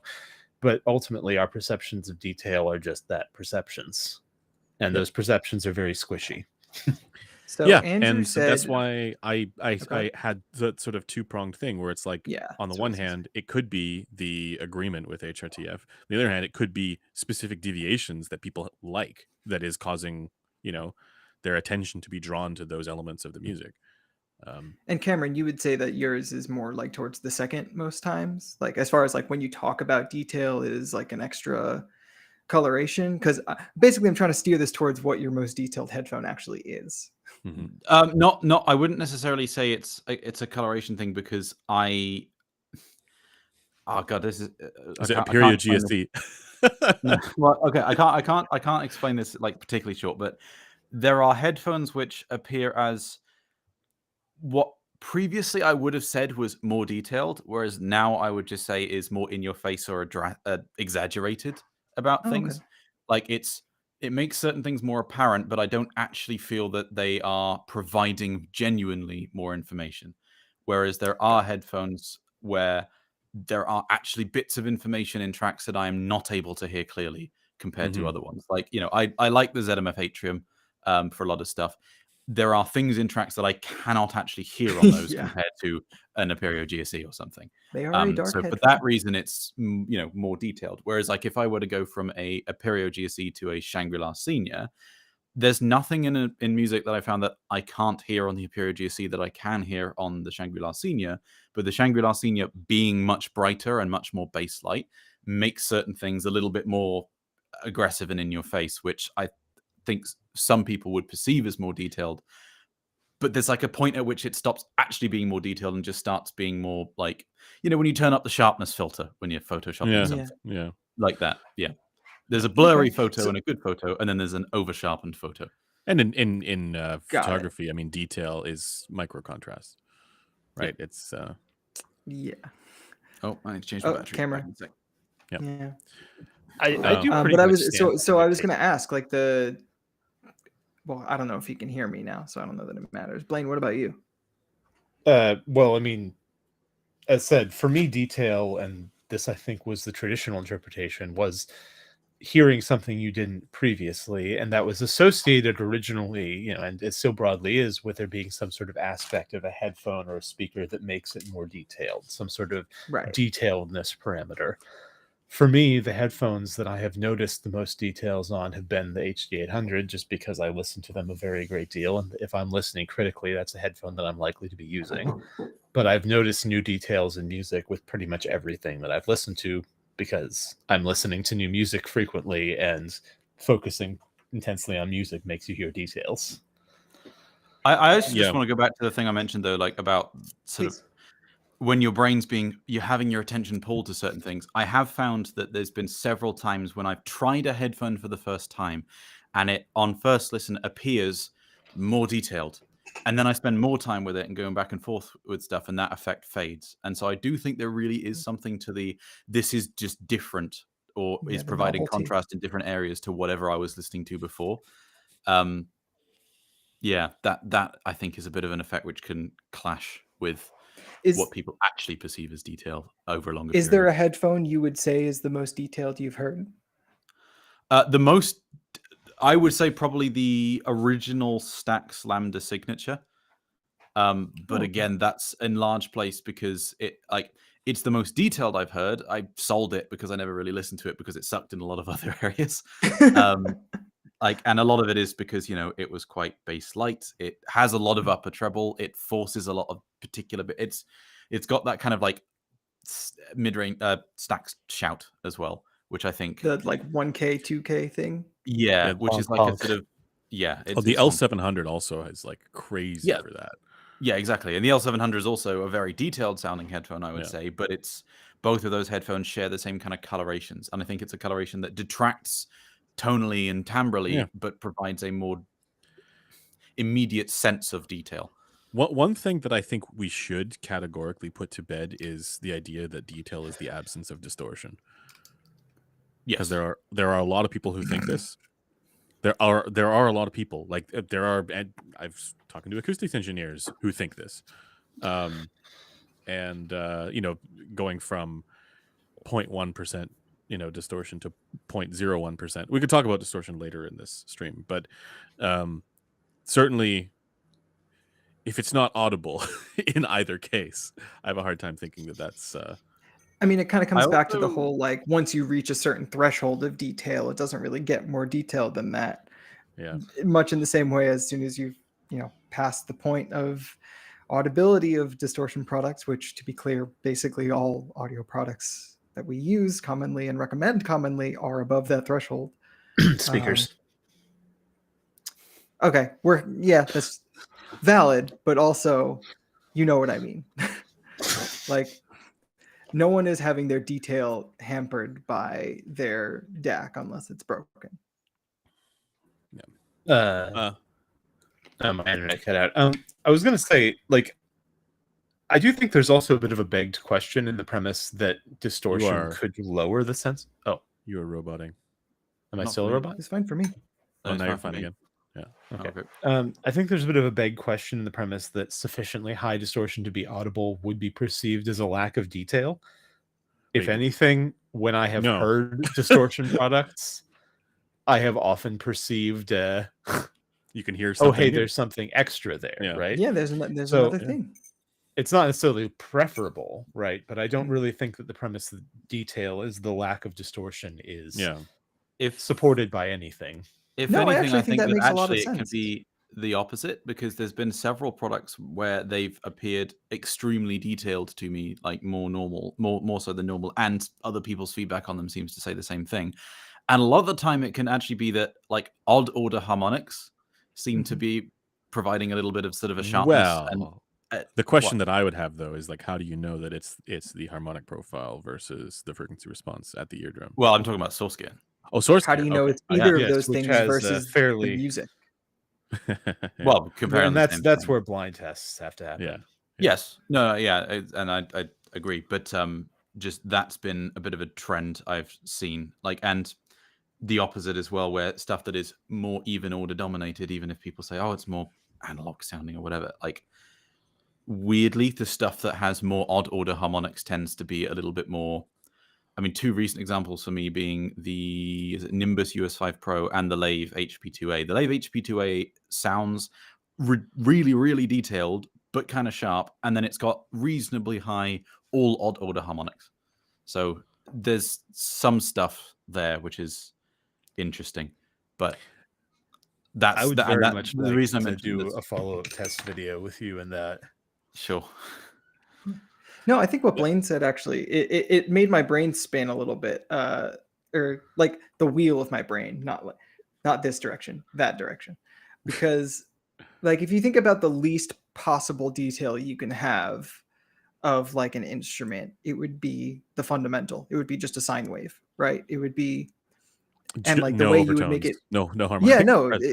exactly. Like it would be the least detailed possible thing you can have because it's just the Yeah. pitch. And then as you add overtones, you get more detail.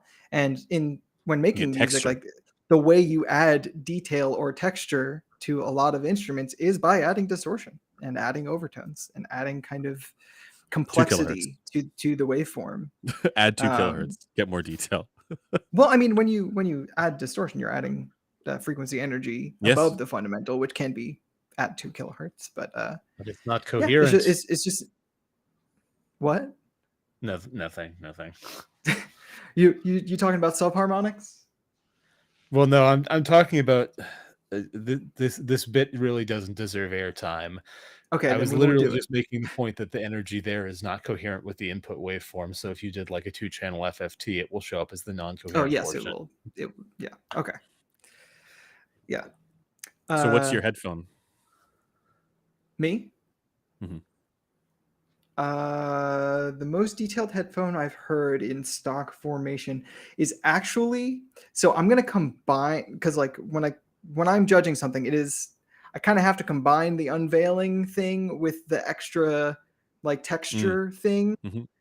And I would probably say in stock formation it's actually the LCD5. Now I don't Interesting. really like that headphone We're not in that spicy much. hour yet. So I mean, No, look, I can see it. I don't think it's controversial to call that a detailed headphone. No, I found it but detailed as well. I think found it it's clampy. detailed Very for clampy. both of the reasons we're talking about, where for me, it doesn't have a ton of excess treble that gets in the way of any of the other stuff. But it also has a coloration in that it's kind of basslit and shouty and like really brings forth basically everything between like 1 and 3, 4 kilohertz. Such that you get a lot of you get kind of a microscope into like the overtones of a lot of guitars and bass guitars and pianos and synths, and where all the kind of like crackly textury bits is where the LCD5 really highlights. And then it has like a deficit of bass in my opinion, and then like a deficit of treble. But How would you for me, the treble isn't compare as big of an issue. What's up? that to like say the Moondrop Cosmo? I would say the Moondrop Cosmo isn't as detailed because its ear gain isn't as forward, but I prefer Okay. the tone of the Cosmo. Okay. and the Cosmo still has some of that like extra But I would like say the Cosmo has better agreement with texture. HRTF compared to the LCD5, and some of that stuff in the LCD5 can sound harsh and strident, where in the Cosmo You're it doesn't. talking about in the treble. Yeah. I would agree with that as well. But that's also just it could change from person to person too. Exactly. I could see many people thinking the Cosmo is extremely dark for that reason. Yeah. Should we move on? I mean, I don't know if we need to do soundstage because we'll probably say the same thing, but and we've done Probably, that yeah. bit to death. But what about timbre? Oh, It comes from trees. It does. true. So my thought on the timbre thing is largely the shape of the ear gain. So like for a good example would be like if on the new focals, right? They have this slightly shifted ear gain to like for where the rise is basically most dominant at around like 3.5 kilohertz rather than 3 kilohertz, and it's a small shift, but to me that shifts the timbre overall, if that makes sense. So I feel like that's a fairly sensitive region, at least for timbre for me. And then the rest of it has to do with basically the bass and treble balance. Overall. Yeah, I mean, I would say in general, timbre is something that is just like that is the easiest one to fold back into FR because Yeah. I don't Yeah. I don't see any real argument that it could be anything else.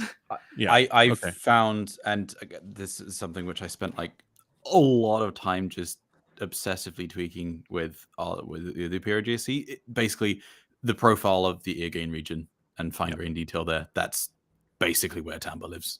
Yeah. I mean, Now- basically use timbre to refer to that. Yeah. Yes. Like it's So- the mids. As far as the best headphones for timbre, my answer is still HD600, right? That series. I mean, like, you know what I mean, So, right? Like HD6. It's interesting that you bring that one up because that's one that I actually find kind of guilty of the thing you're talking about with the shifted Audenice ear and the gain? juries. Yeah, I don't. like it has it's not it as has much a 3.5K centered ear gain instead of like a 3 Instead of, like, or 3, yeah. 2.8. Yeah. But I find that what's important about the Sennheisers is they have a little bit of extra low mid range, which helps offset that nicely. But if you get rid of that low mid range, it becomes a little too glary, and you gotta like shift See, that ear gain peak Interestingly, back where not it's for me. supposed to be. I think for me, it might be a bit closer to 3 kilohertz. It might be. Maybe, yeah. Yeah. I'm mostly familiar with the response on rigs, so Yeah. So what's your timbre, King? yeah, probably HD 650 or 580 or 600. Yeah. Okay. Depends on the pad Cameron? condition. Yeah. For me, the pre-production Aperio GSE, because there was one earlier on which I did, which Just was gonna shill basically... your headphone. No. Well, you can't get this one. This one, I like. There was one earlier on which I Oh, basically okay. did as the starting point, which was like timbrally perfect for me because I just tuned it based entirely on what my ear response was. Okay. But then throughout the later bits, I got like some family members and friends to sit down and did some testing with them and made some specific tweaks to try and kind of get a better result for different heads. Are you open to discussing what those tweaks were? So one of the things, actually going back to what Andrew mentioned, was the sort of 3 to 3.5K bit.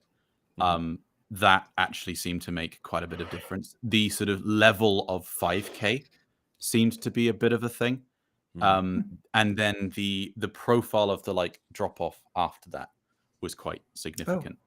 Okay. So were there some any people preferred it. differences you noted between like what you did like at first and what was perfect for you, and then what you ended up kind of changing to compromise to make it more palatable for other people? So for me, the biggest two things was one, a little bit less 4K and a little bit more 3K. Oh, so other way around. So like I preferred a little bit less 3K and some other people preferred a little bit more 4K. So this to me also brings up, we can tie this together a little bit with a portion of Joel narrative, which is always fun. But so we there's always this big debate about so in the Harman 2018 target, there is the post hoc adjustment from the panel of experts, right, to reduce that 3K ish region, right? Okay, you But say Joel's a big debate. This is basically some nerds on the internet became okay. obsessed with the Okay, time hush, hush, changing hush, hush. process. Okay, hush. I'm explaining this here. So the Joel's explanation for this, and we've talked about this before, but I think it's a very good one, which is that, well, what has happened here? If we lost listener? No, you're good. Okay. I turned off my camera for a second. Okay. Yeah. So Joel's explanation for this is like that region could shift around from person to person, and if it's wrong for somebody, that could present as a peak. So if you're I mean, this is the canal transfer function essentially for humans. If that It's affected by both. Yeah, but so what I'm saying is if that rise is say at like 2.8 kilohertz for you and a headphone has a rise at 3.5 kilohertz, that would sound like a peak versus if your rise was further up with that headphone, it wouldn't.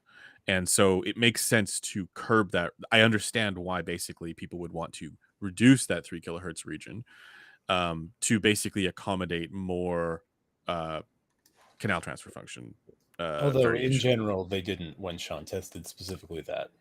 Yeah, but also methodologically, I'm not so sold on that because that wasn't controlling because they already had bass and treble filters, right? The generally in Blaine's sentence is doing some lifting. They did adjust Also, it. It's people just did the adjust it. average Yeah, came out to 0. exactly. So like that Yeah, kind of but does show that also on an the individual average of basis. people's adjustments was very inconsistent. Like See, what I would if you almost It was. think, Yeah. what The I would CIs think on is those were wide. what I no, would I think mean is like more the interesting. individual listeners' adjustments of the treble were not consistent. But why? But they shouldn't be. I wouldn't No, expect I them to mean be. for a given person adjusting the treble, they gave it different adjustments Different by adjustments. a quite wide range. Yes. Yeah. So what I'm saying is, I think that like to really test what people want for ear gain might. I don't know if that methodology is exactly the right one, given that they're already applying a treble shelf. So treble preference is doing a lot of heavy lifting here, as I think people have noted as well.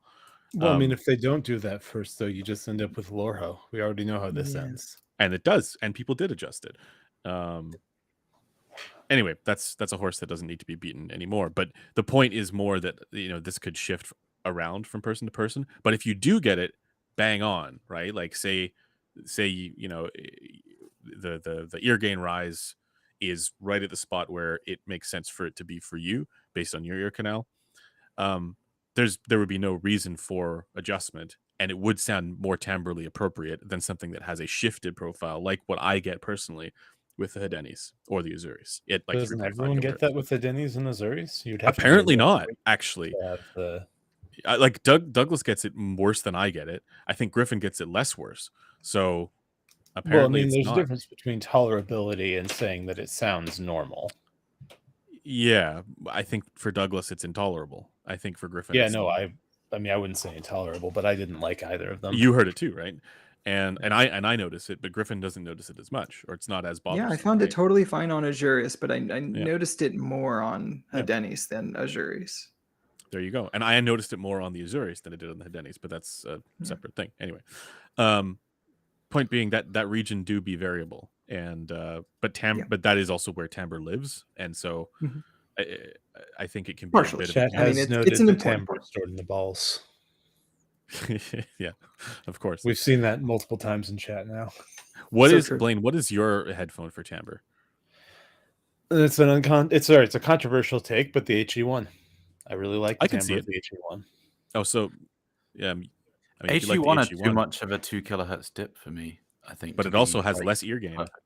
So it has less ear gain, but then much more extended, like on the upper end of it as well. So I actually think the less ear gain is why it can sound a bit blunted at times. Oh yeah, for sure. The thing is, it has less ear gain, but it also has less lower mids.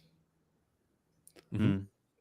So like it's a similar ratio. Like the overall ratio of the middle decade is quite similar to the HD 800. Actually, no, yeah, it's pretty similar to HD 800. It is. I also quite like. Both of them, but it does have I think less low mid. Yeah, it has less low mids, and it arguably has a little less upper mids, depending on the state of your pads and the state of your foam and the state of your blah blah blah blah. That's unfortunately one of the more variable things on the HD 800. But I find that to be a really pleasant presentation. Like I find things like the 600 a bit too forward there for my perception of things. I don't know if that's, I mean, obviously there's the problem of accuracy here, is that we don't actually know the original timbre of the recordings, but I perceive things to be the most natural sounding, which is to say good sounding, on the HE1. Okay. Got it. You're just price pilled. All right. Yeah, I said I'd pay $500 for it. Yeah. Cameron, what was yours? But the prototype original prototype Aperio GSC before I made the sort of compatibility changes. Yeah. Okay. But that's because basically I just EQ'd a headphone to be like perfect for me. So that's Cheating, but okay. Yeah, exactly. For soundstage, is there anybody who wouldn't say HD100S or HD100? I would maybe give the RAL SR1B. I don't find that to have a big soundstage, weirdly. I don't. Weirdly, I don't most of the time, and then I got like the positioning just right a couple of times. I was like, oh, okay, now it's doing it.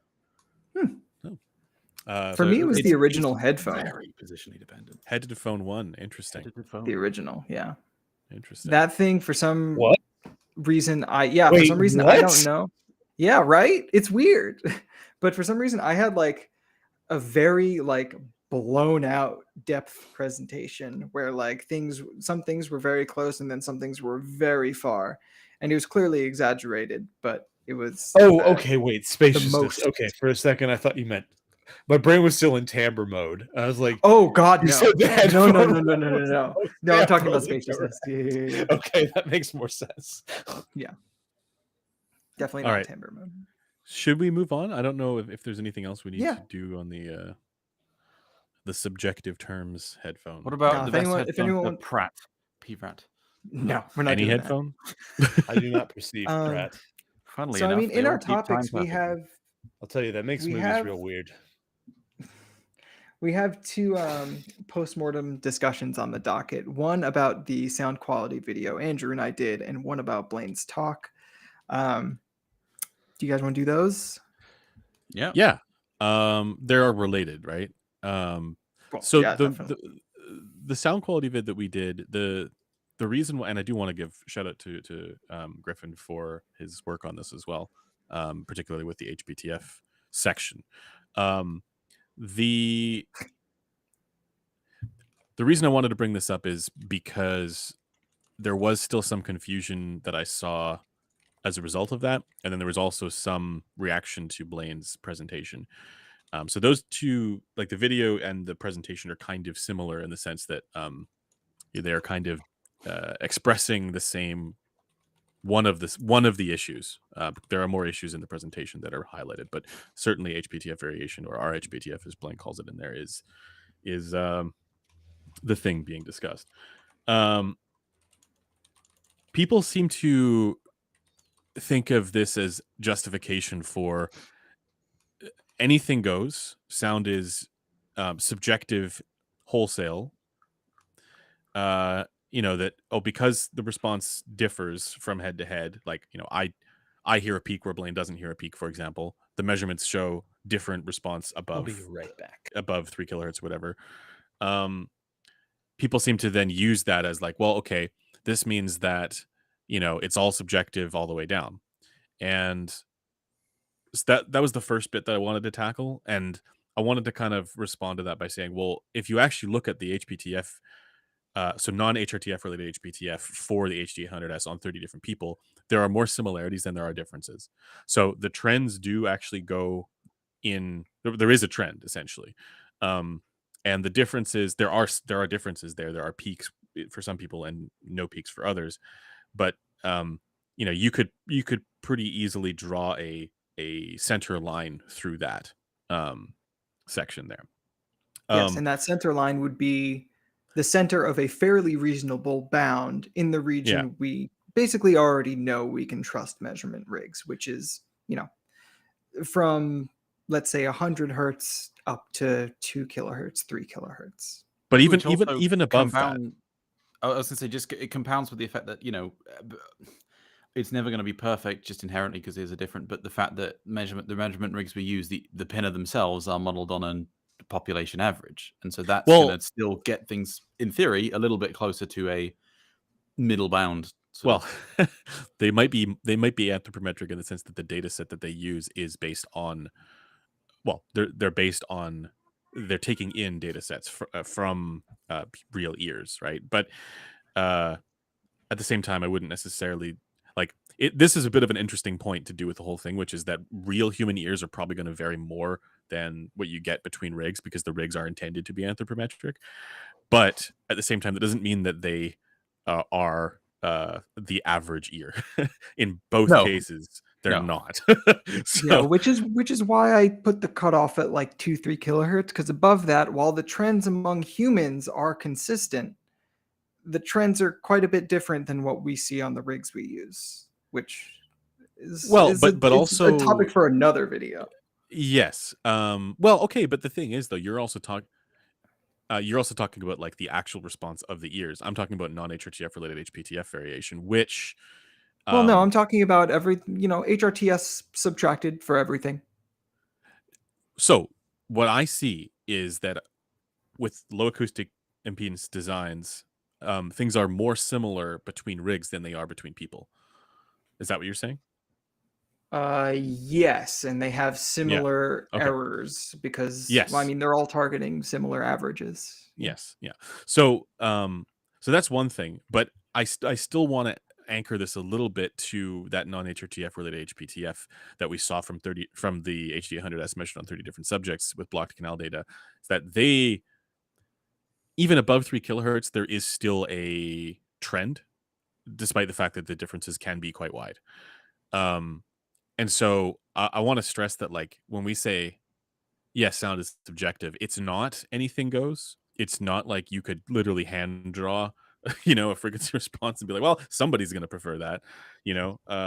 It's more that now we have to talk about like probability and likelihood of preference above 3 kilohertz. Is that a fair sort of judgment? No, that's a of good way that? to frame it. Yeah. So, which is why also like lies statistics. I mean, it's also a justification for having a range, like a preference bounds, to some degree, or like the Not main. necessarily. Well, the main takeaway that I wanted to leave people with is that it doesn't make sense to overly focus on fine-grained deviations above 3 kilohertz. Rather, we need to consider what the wideband result might be, because that's most likely to be perceptually relevant for most people, or more perceptually relevant. The fine-grained things might be perceptually relevant, but there's no guarantee. So that's where I'm at with it. The other side of it, the other bit that I wanted to kind of push back on, that I saw it was probably a more common reaction to that video that I saw, at least among our community, which was that this is justification for pick a headphone that has really good technicalities and then just EQ it to your preference. And the spirit of that I can understand. I'm all on board with, but I think people are getting the wrong idea. They're thinking, oh yeah, they're still thinking that FR, even at the eardrums of individual people, just describes tonality. And that's not the takeaway that I think people should have from that. Rather, it's that whenever there is a poor fit with what people see on the graph and what they hear, because they hear something else, right? Whether this is in terms of how they define tonality or just technicalities, the reason there's something more to the experience is because the FR at your eardrum is different, right? The in situ performance is different from what you see on the graph. And that should already open the door to people understanding more that, this idea of technicalities is just the interpretation. I say just, it is the interpretation of FR at the eardrums of individual people. And we probably shouldn't expect that to perfectly correlate with what you see on the rig, because it's a different ear, a different head, that kind of thing. Does that make sense? Yeah. Okay. I mean, the one nuance, and I know that you addressed this, but I just wanted to put it explicitly.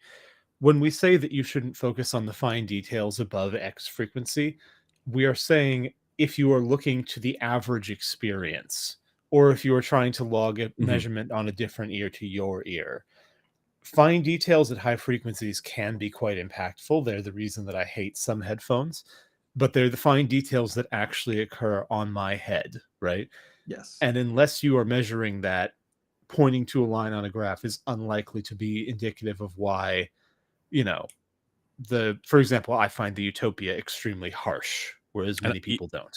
And those peaks don't. I've tested it again because I recently had one in. Yeah. Don't hear them at all. So So which is interesting. And I mean, that's not surprising, but it is. Well, it's So not that's just surprising sort to of you. yeah. Well, but also the HD800S was, HD800 or HD800S. I mean, in the HD800 case, it would be even more egregious, right? The fact that you don't hear that peak. Yeah. I mean, it's sometimes a little sharp depending on his position, but really, no, not significantly. Yeah, and for me, it's like well, I wouldn't say intolerable, but you know what I mean. It's like that's the first thing my brain picks up on. It's very obvious. But yeah, like actually, that's a good point. That like saying not to focus on the fine grained stuff doesn't mean that fine grained stuff won't exist on people's heads, because it will. No, It's if just anything, not people should pay guaranteed. more attention to the But fine this should grained be stuff subjective. they're actually hearing. Yeah. Just less attention to it on a measurement that isn't on their own head. Yeah, This is sort of the problem. The We line run on the into this graph a is not lot. necessarily indicative of the fine grained thing on individual people's heads. Like in general, we run into this a lot where we're like, when you are interpreting this, consider it this way. And what we're almost invariably saying is, from the perspective of you, John Q. Public, interpret it this way. Interpret this based on how an average person will hear it, and interpret this on how most people will hear it, whatever. Mm-hmm. But obviously people then mistake that for saying, oh, well, there's no difference between, two things that measure within the preference boundaries. That's obviously not true, right? But it is to say that it would be hard for us to predict which would be more preferred, particularly by an individual within those areas, right? It's hard to predict which is more preferred, just pulling from the Harman for a second here, between like an HD800 and Fidelio X1, actually. Or the Harman target and a version of the Harman target that has a much reduced ear gain and treble, but also no bass boost. Mm-hmm. Like those are things, I mean, for that matter, look at Sean's experiments, right? There's plenty of things that might be ties in preference, but they're still very differentiable. And the way that we represent them when we're talking about them is to say, okay, these things are not significantly different, which is true when you mean they are not going to statistically win an average preference contest. That doesn't mean that you, the user, won't have one that you would rather have. Exactly. Yeah, and that's huge. I mean, this is also kind of why I was so surprised by that the new IEM MOA, method of adjustment presentation from Sean, where the same people preferred the two very different targets. Oh, that's not the MOA. That's the. Oh, sorry, that was before the MOA. Yeah. That's right. Yeah. But it's in that same talk. Yeah. I think a big point, just to boil it down to, is basically the takeaway from that video is not, just ignore measurements because they're so variable. That's not the point at all. And there's so much that they can tell us. And as we get better at actually visualizing the data that we're able to collect, particularly with the HPTF variation stuff that's coming up, they will become, I think, more useful. So there's a lot. The point is that there's a lot of people that were treating particular measurements as far too absolute. This line is the exact truth and anything that deviates from it is bad, when that's not accurate. And then there's a lot of people saying that, well, the measurement can't tell you anything, and that's not accurate. Sadly, I realized that like that message is not necessarily something that the folks watching this live stream needed to hear. It was all the other people, but still, it's worth mentioning. It's a tough message to deliver concisely and accurately whilst providing all the other information, but hopefully over time. And I think, honestly, having that HPTF variation in our videos is, I think, going to help a lot. That just makes things even if it's clearer. On two anthropometric ears, that's still something, Yes. We need to do more. But in general, the caveats we need to add, I wish that we could just footnote everything. Like, I was thinking about this with the Harman stuff recently, because someone was getting mad at Cameron about, so you're saying the Harman is preferred, so everything else must suck, right? And this was the anecdote you relayed to me in the car about the guy who was not quite getting the meaning of the Harman target. And I was sort of thinking, people really don't actually understand what the fuck we've been researching all this time, which isn't. I mean, well, to be fair, we've not done a great job of communicating it. So that's partially on us. It's not a like, oh, they're not Well, understanding. It's a, no, we've not okay. actually I been don't think clear it's enough. just on us, because like the default way that No. people look at like a frequency response graph is, unfortunately, this is a target, which is that's what things should sound like, and you know, Hereby hangs my complaint. If I come out with a study that says people really like strawberries, if your immediate response is, well, blueberries are good too, I'm going to think you're fucking insane. And that Yeah. does seem to be everyone's response to the Harmon target. That's the best analogy. That's exactly what it is. People seem to take And these strawberries things and to be to blueberries the taste very exclusion. different. Yes. Yeah. That said, I mean, you've also mentioned this before, which is that like both strawberries and blueberries are better than poop. Yeah, no, I mean, there are things that are clearly bad. Yeah. Like, that's actually one of the things that I take solace in, is that we are very able to identify audio devices that suck. Yeah. Yeah. At the very least, there's that. Yeah. The trouble comes more at the point where we're into, oh, do you prefer feta, Gouda, pecorino, cheddar? You know, like Exactly. there is a meaningful, like, There is still a correct cheddarino. answer. Dude, fucking mixing cheddar with pecorino would be an edgy take. I should try that sometime. All right. Cheese reviews is the next channel we're making. I think that it's The bad in the cheese show. algorithm nowadays to have too many channels. Yeah, probably. Hey, I'm still down to make the cheese show. I have opinions. Is that? Jesus. I mean, Is we there- all have opinions on cheese. I think that we're probably like first percentile opinionated on cheese. We should do that. We should do cheese, wine, blind testing for everything, and headphones. Manchego is not very good. It's really I hard to co-sign find that good take. cheese in the US. I'm a fan of Asiago personally, but oh man, I've been so into Campizola recently. Have you ever had Stinking Bishop? I have No, never but had I'm that. This is aware the of most it. British sounding cheese I've That's ever heard. that's of. the Like, one. if you That's the took, one that they have on Sorted Food. It's pretty like sure. camembert, but smells 3 times as bad, and it's Yeah. really nice. Yeah.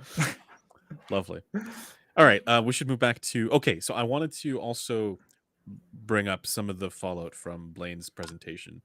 If anybody hasn't seen that yet, that is, it's in the description of the sound quality video that we referenced, the recent ones.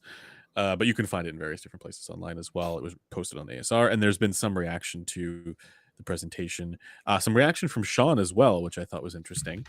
I don't know, Blaine, if you want to kind of talk a bit about that, or what's your sense of basically how the people who aren't within our orbit may have interpreted it? I mean, there's not been a ton of people who watched it. Obviously, the simps will stay simping, so you can kind of write off the majority of the Discord audience's takes, which are in general overly fawning. Yeah, sorry, listener. Yes, a okay. listener as well. For the more critical takes, I think that some people have missed some of the point. Well, certainly with respect to what the Dark Ages actually refers to. Yeah. There's Well, a I lot of mean, confusion about that. to be clear, I mean, it's a deliberately edgy title chosen in order to get people's attention, right? Like, it's not something that has a deep and meaningful thing. And really, it would be more accurate to say this is the crisis of the 3rd century. But if I said this is the crisis of the 3rd century, even fewer people would show up. Yeah. Because really, we're not in an era of Dark Ages yet. What I fear is us moving into an era where we have completely separated out to the point that people are not taking the science as seriously as they should, or in some cases are misusing it. Yeah, actually, And- it was Sean that may have misunderstood the title, and I think Amir was the one who actually got it right, but was triggered by. Yes, he was- Amir understood the meaning of the title, Yeah. but he's angry about it. Exactly, yeah. Whereas I think Sean maybe misunderstood it, but wasn't necessarily angry about it. No, I mean, Sean, I think generally doesn't doesn't- mind. I mean, he shouldn't mind. I fucking framed him as fucking Emperor Augustus. Like, it's not, it'd be pretty hard to walk away from that being, man, real cheesed off about being the celebrated leader of the most lauded of all empires. Yeah. No, but I mean, it's like, oh yeah, really hated when they compared me to Emperor Yu. Anyway, no, that was, I don't know. I mean, that was the window dressing. In terms of the actual data stuff, I'm kind of disappointed that people haven't been, I guess, as engaged with the implications of stuff like the variation in HPTF. Mhm. I mean, Constantine obviously was quite a bit so during the talk. That's something I kind of regret, is that we didn't have a crowd mic if he was going to be cutting in that much, because his introduction, like his interruptions, were often useful, but they aren't super clear. And while I was trying to sometimes repeat what he was saying because he's quite verbose and because he cut in a lot, I didn't always. I don't know. Because I edited it, I didn't feel like his interjections really detracted from the flow of anything. They were just more humorous because people, Yes.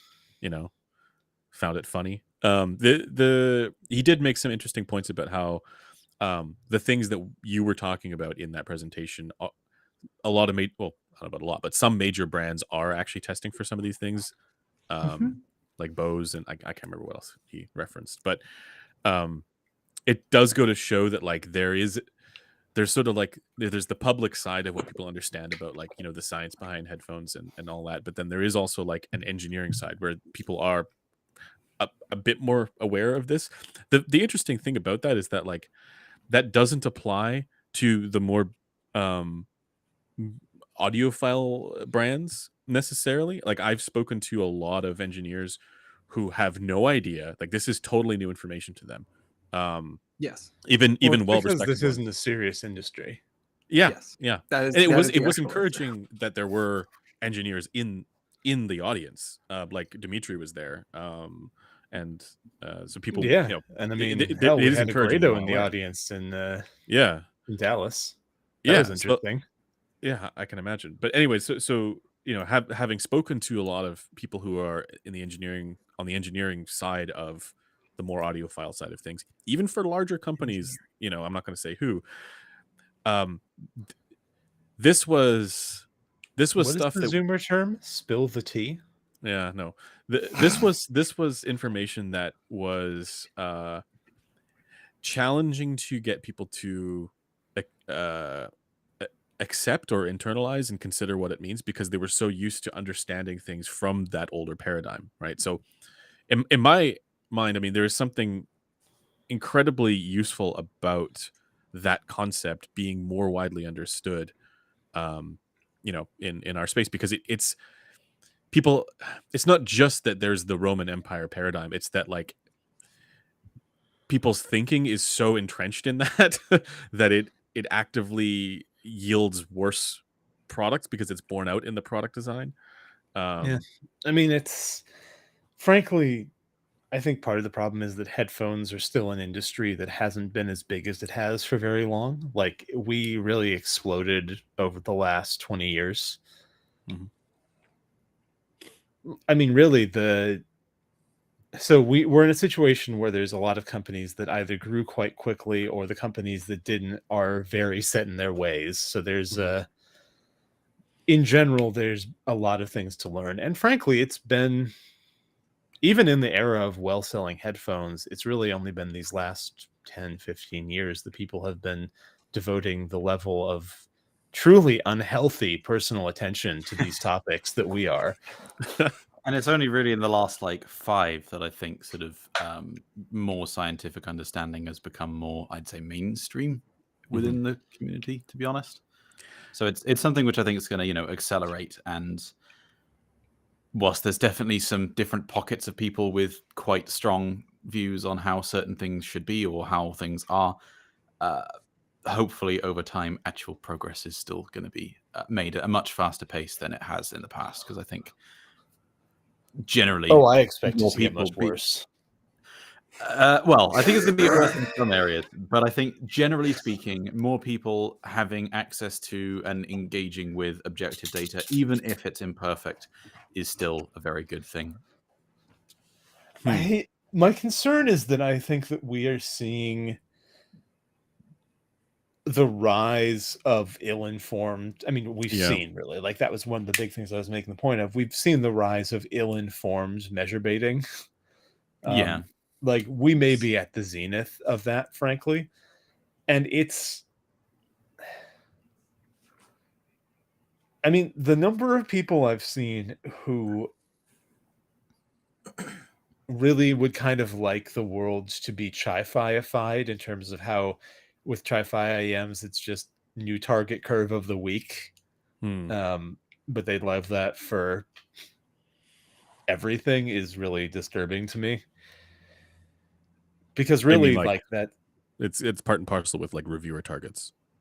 well, yeah, it's with reviewer targets, with reviewer collabs, with Yeah. you know, not that anyone here would do something like that. Definitely not.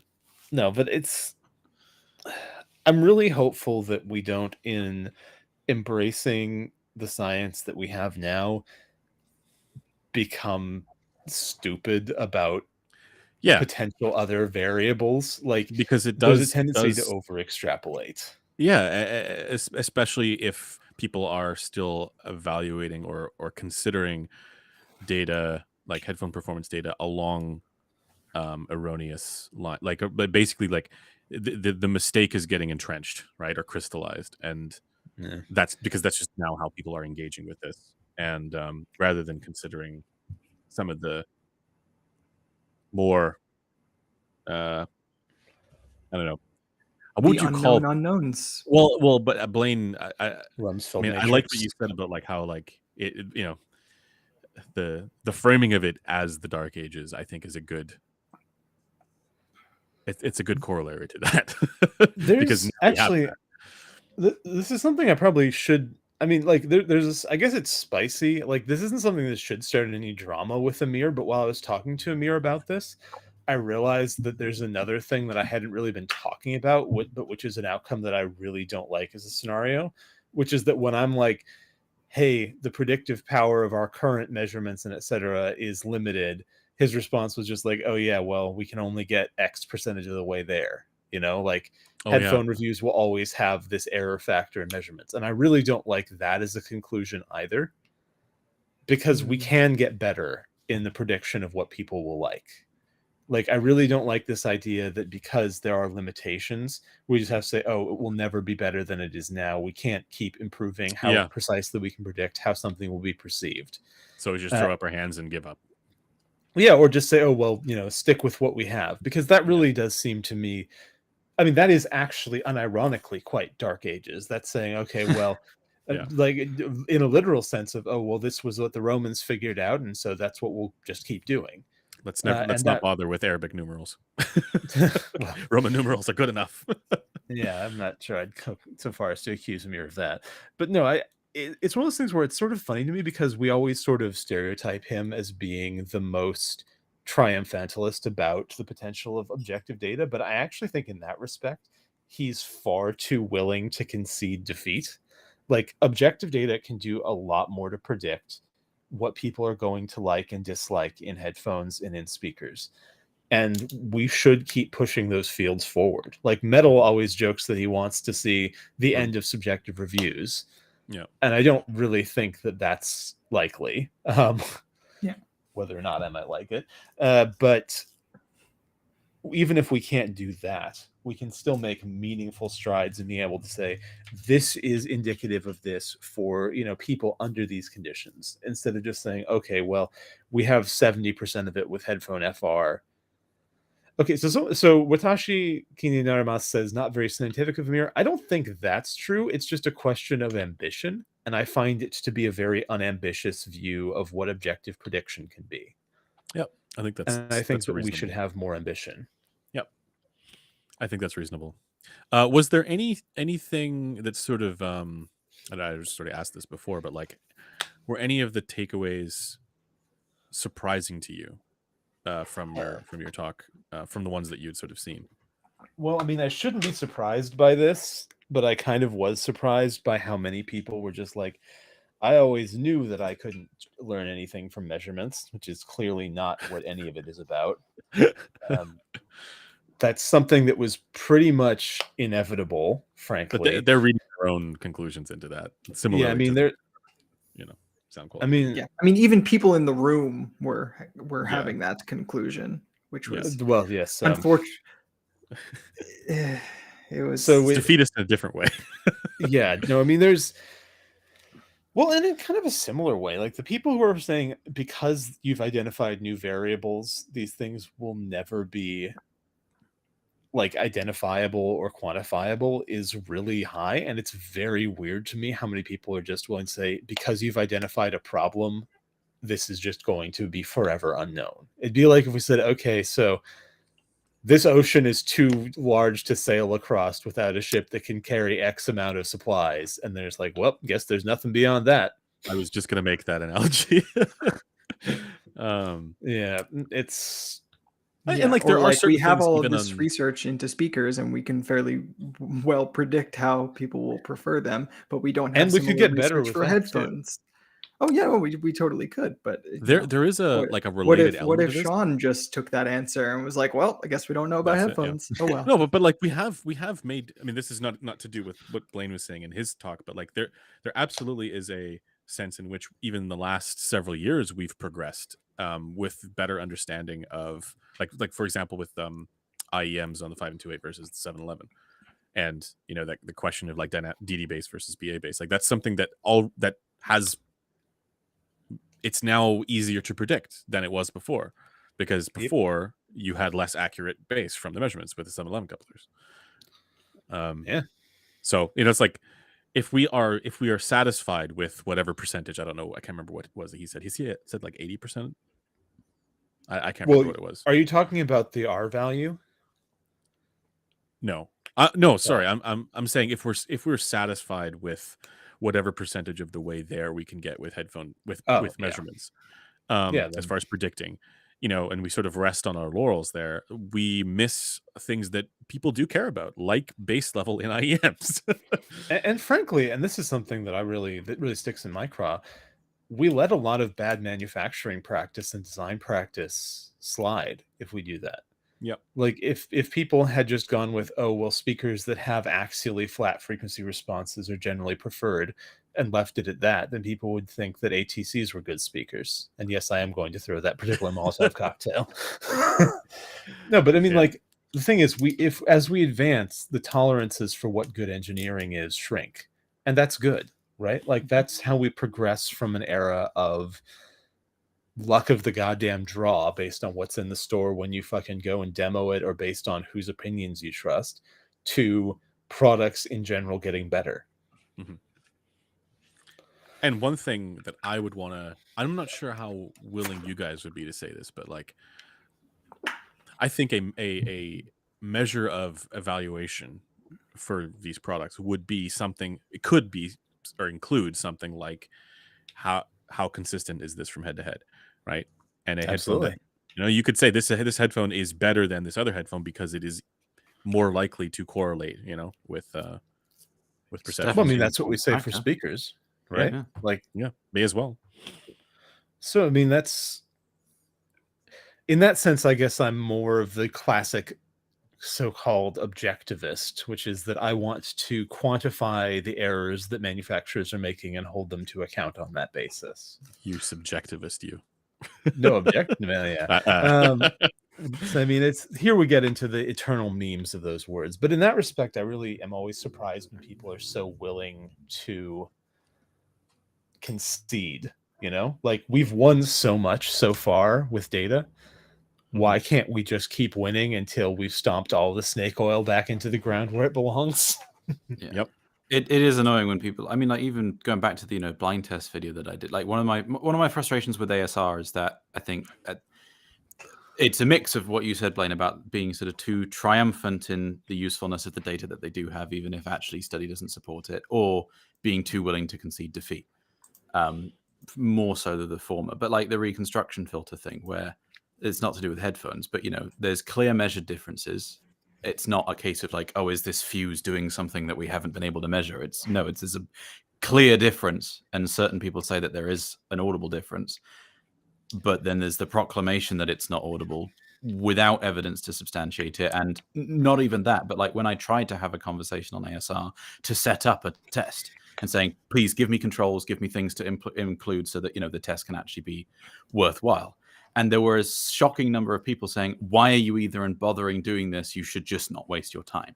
Like, not trying to get the test to have a result that would conclude, there you go, no, there's no difference or whatever, but just saying the fact that you're even attempting this is stupid, which is dumb. Well, I mean, there's a threshold, right? Like if you did a blind test for and part of it obviously is how everyone views the other party. Like if Amir said he was going to do a blind test of amplifier fuses, people would say, hell yeah, we're going to show them what for, Yeah. But because they don't read what you say with good faith, their interpretation is, oh, this guy's just digging for an excuse to justify his stupid beliefs. Like, it is a problem of basic civility, frankly, and that's one that is endemic to our entire hobby. We don't extend each other the benefit of the doubt ever. Should we move on? Yeah, let's move on. Okay. Unless Blaine has anything else he wants to talk about regarding people misinterpreting or misusing his presentation. Well, Ratashi Kini Naramas in chat says, will I be Galileo? Blaine be Galileo. And I think that of all the people here, I am the most likely person to write a play which called the Pope Retardo. Jesus Christ. I can't believe that's what you thought was worth saying. I mean, listen, Galileo talked some mad shit. People think that Galileo wasn't talking mad shit. Yeah, Galileo dropped the fucking Renaissance equivalent of a diss track. Yeah, no, he had some heaters. I think of Blaine as more of like the Leibniz of audio. We're not going there. Monads. Okay, so we're gonna move right on to the news and impressions segment. Okay. I do have impressions. I didn't add it to the rundown, but I do have impressions. No, that's fine. Yeah, you can go ahead with impressions because I don't think we have many like news pieces really. Yeah, it's just going to be impressions of us, whatever we heard at Dallas. But you go ahead and go first. My impression is just of the. I mean, the only things I've gotten in to listen to since we last did this was the Headphone 2 GT and the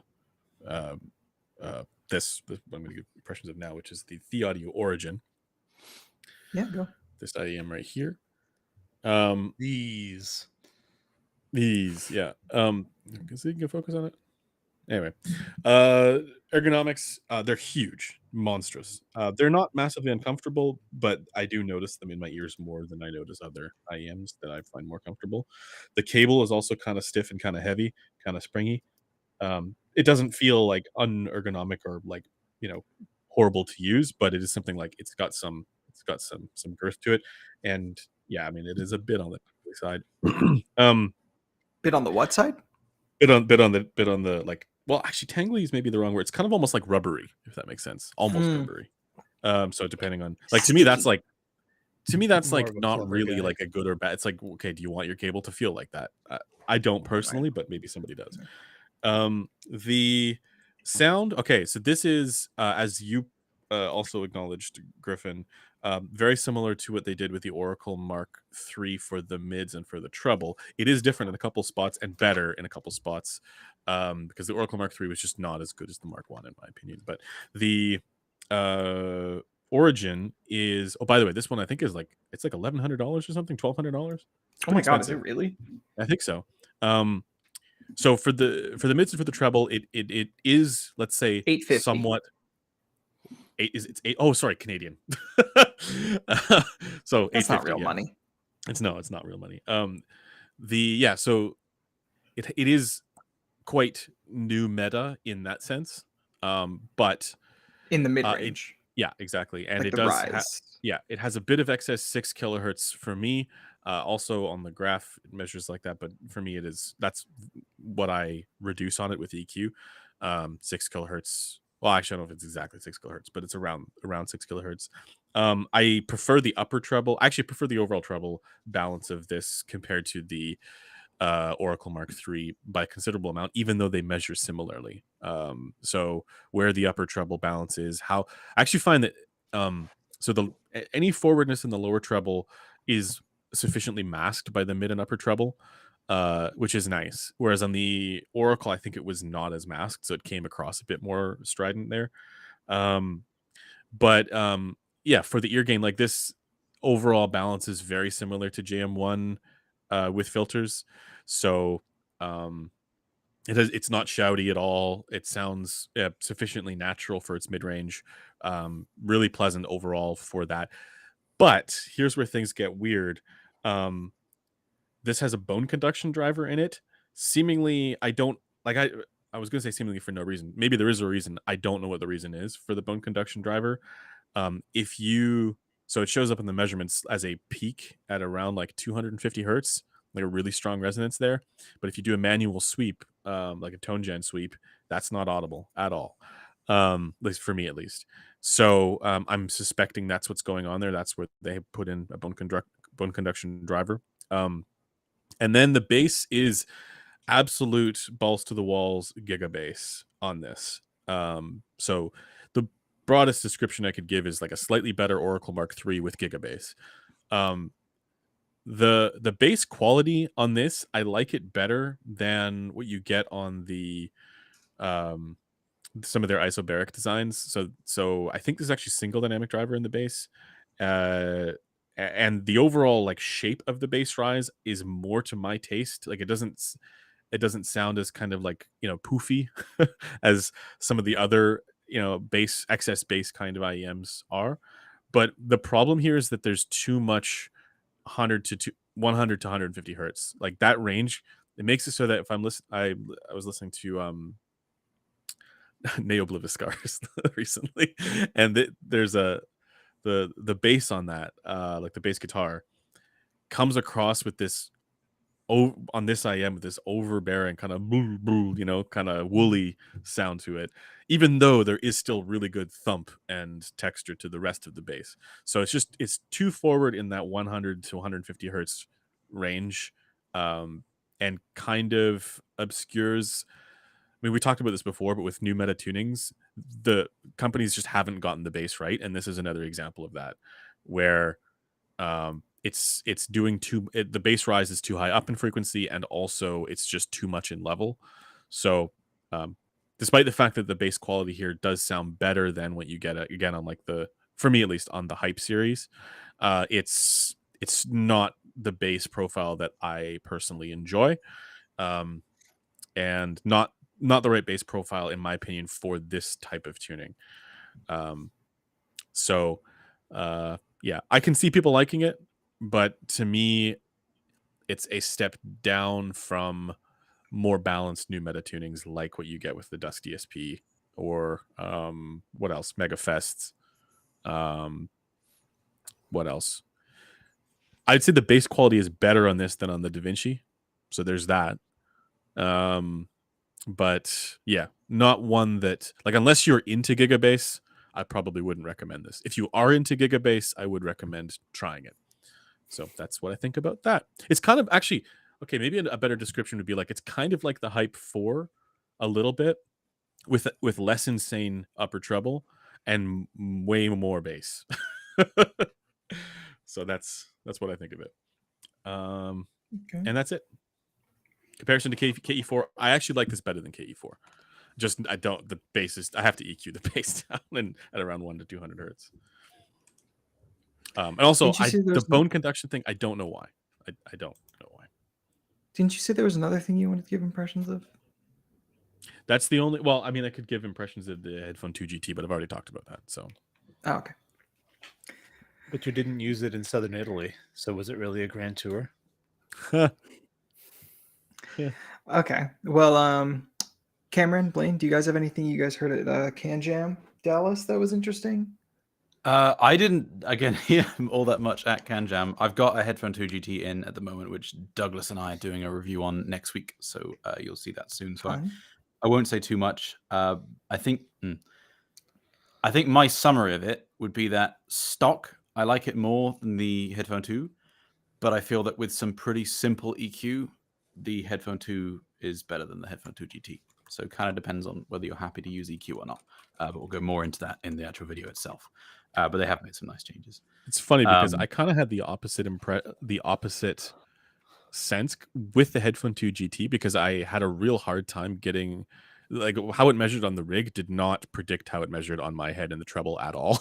So I actually had a harder time EQing the Headphone Same 2. for me, but the original one happened to work a little bit better in the treble for me. Like the treble on the 2 is a little bit more problematic for me, which is why it's harder to EQ. Whereas 1, I could literally just slap a bass rise at the right frequency on, and it would do it. And then if maybe Slap a little the bit of a bass. boost to the ear gain. That's interesting. Because, man, for me, the treble was sibilant on the Headphone 2, and it didn't grasp that way. I didn't get any sibilance on the original on the Headphone 2. On the Headphone 2 GT, I get quite a major 4 kilohertz spike. 4 kilohertz I get as well. Griffin, did you get sibilance on the original Headphone 2? No, that was like the only thing I liked about it. Interesting, because both Caleb and I got sibilance on it, because he talked about it as well.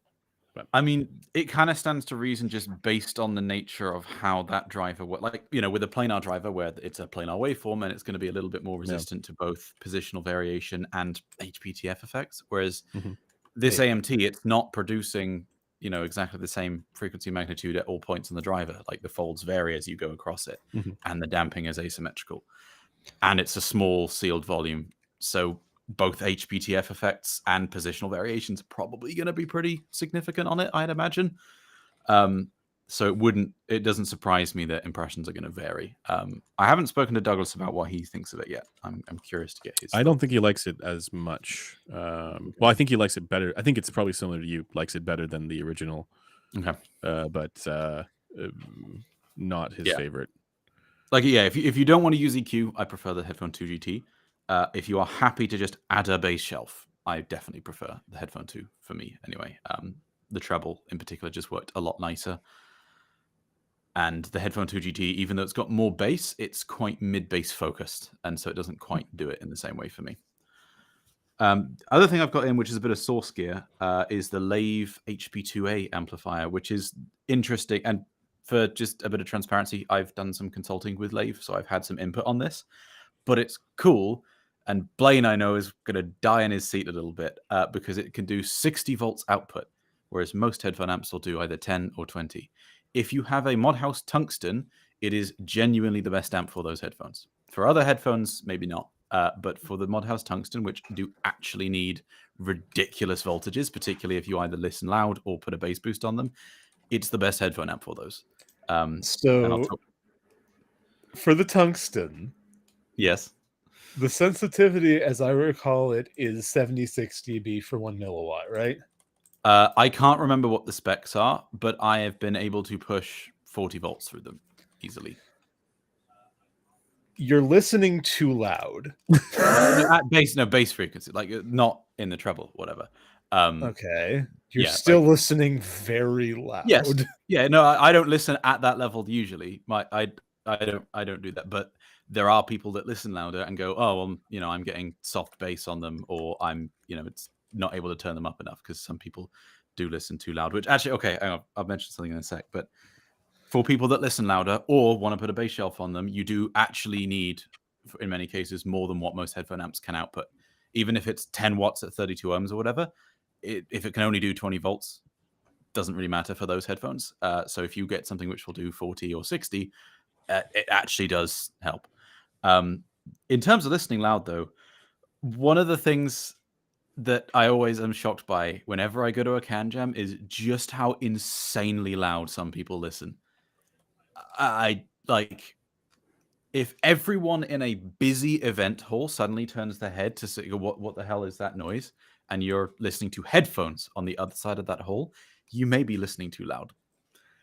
It's mind-boggling how loud people listen at those events sometimes. But anyway, sorry, I just wanted to rant about that. So I've run the numbers on the single-ended one. Well, single-sided. The double-sided, not single-ended, I think. Okay, well then on that, then it's gonna get even worse. I think you legitimately were listening at like 118 dB peak then. Yes, that's very high. But people, if they're listening to bassier music loud, may genuinely get to that. That's not actually unreasonable. That is unreasonable. No, it's What's- not. I wouldn't say it's good, but it isn't unreasonable. There are a lot of people. That will Okay, listen that loud. what's To be the clear, crest I factor don't of listen the this loud music? regularly. Okay. I did this as a bit of an thought experiment because there are people that listen this loud. But If you 180 in the dB audience ever find yourself needing to listen, and you're like, no, I don't know, what's a 20 VRMS output amp off the top of our heads? Like a Hollow fucking what? Hollow Bliss. Sure. All right. Your Hollow Bliss is not loud enough for your EQ on the Tungsten. Unless you're listening to very, very dynamic classical, you're listening too loud. Or your bass boost is like 15 plus dB. It's people listening to it's not even about best bass boosts, but just tracks that are mixed really bassy. Like, there's that Billie Eilish track, which is got something like on average like 30 dB higher bass than everything else. That's very strange. It is. That's sick. But based. Yeah. You know what fucks with me? Did you know that Billy is her actual given name? Yeah, It's like naming someone Jack. I mean, Billy's a nickname. This is an odd stance to take. Okay. Why is this? I went to school. I had a friend in school named Bobby. It was that's fucked up. Her actual name. Yeah, it's fucked up. Okay, I just want to address the thing because, like, when people say that they're listening at 70, 85 dB, yes, A-weighted, which means that your bass content is probably about 100. Like, the bass content in music is often significantly higher than your actual A-weighted listening volume, which is where the confusion comes in. So, that kind of depends. If you look at the actual spectra of music, bass has a lower dynamic range, so bass tends to average higher. But the actual peak intensity of bass is not that different to what you get at 500 hertz for a lot of music. Yes, so there's 500 a hertz versus 1-2K or whatever. It varies. Like if you look into some of the research that was behind M noise / I think that's AES 76, there's the area where we have really big dynamic range is in the treble. Below that, the response and the variation, the crest factor is not that different to like pink noise, which is a fairly gentle downslope. I'll send you a couple tracks. I mean, if someone in the chat is able to do this whilst we're looking, but find out what the RMS or A-weighted volume compared to the peak bass level of the main crescendo part in Adagio for Tron by Daft Punk. Find out what that is, because that's a pretty impressive example. And then you have to listen to Daft Punk. I don't mind Daft Punk. That Punk. one's like an orchestral piece. I'm enough of a boomer that Daft Punk is electronic music to me. It is. I just don't like that one song they do. Well, no, I thought you were gonna say Harder, Better, Faster, and I was gonna be like, I mean, it's a bit old now, I suppose. I don't know how familiar I am with their catalog, but when I say it's electronic music to me, I know that they are electronic music. What I mean is when I think of electronic music, I think of Daft Punk. That's why I'm old. Yeah, well, that's reasonable. I would say it is. Shouts out to Joe from Gadgetry Tech. Joe from Gadgetry Tech is a legend. Thank you very much, sir. It's a gift from him. Oh, Blaine, did you hear anything good at CanJam?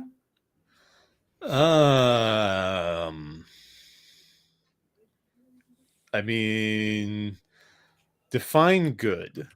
Okay, did you hear anything bad at CanJam? So here's the problem. I heard things that I enjoyed listening to at CanJam. I have gripes with every one of them, and I'm really not sure of what our bar did I hear anything that made me like I should buy a headphone? No. Did I hear a headphone that I was like, that's better than I expected? Yes. The headphones that were on the better than expected list were the Carbon 2, the Aperio GSE, and the MDR 900 CST or CT. ST? CD 900 ST. Yeah. MDR $100 for the Aperio GSE, which from Blaine is a huge compliment. Yeah. So, I mean, here's the thing. If you could take that exact sound and unshackle it from the Aperio's chassis, the horrible crinkling sound the drivers make, etc., I legitimately think that thing would be competitive with some of the better headphones. The crinkling thing is something that would be nice to address. I mean, I think we discussed, And the when clamp. you're putting the clamp. There's another headband available. If you have a big head, there's a bigger headband they have which has less clamp, so that's already solved. The crinkling heads thing though approved. is like, I think, as you said, it could be solved by putting a low Z, very, very like an infrasonic gap. Yeah, bleak. So basically, you want to be in a situation where there's no static pressure in the ear pad. Yeah. The problem at the moment is just that doing that would probably require Retooling. reworking the retooling, and given as the headphones themselves are made of injected magnesium, that's not going to be cheap. So it's just getting another mold. I mean, metal injection molding is one of those super cool things. I would love to do it for stuff, but not cheap. No. What else did you try?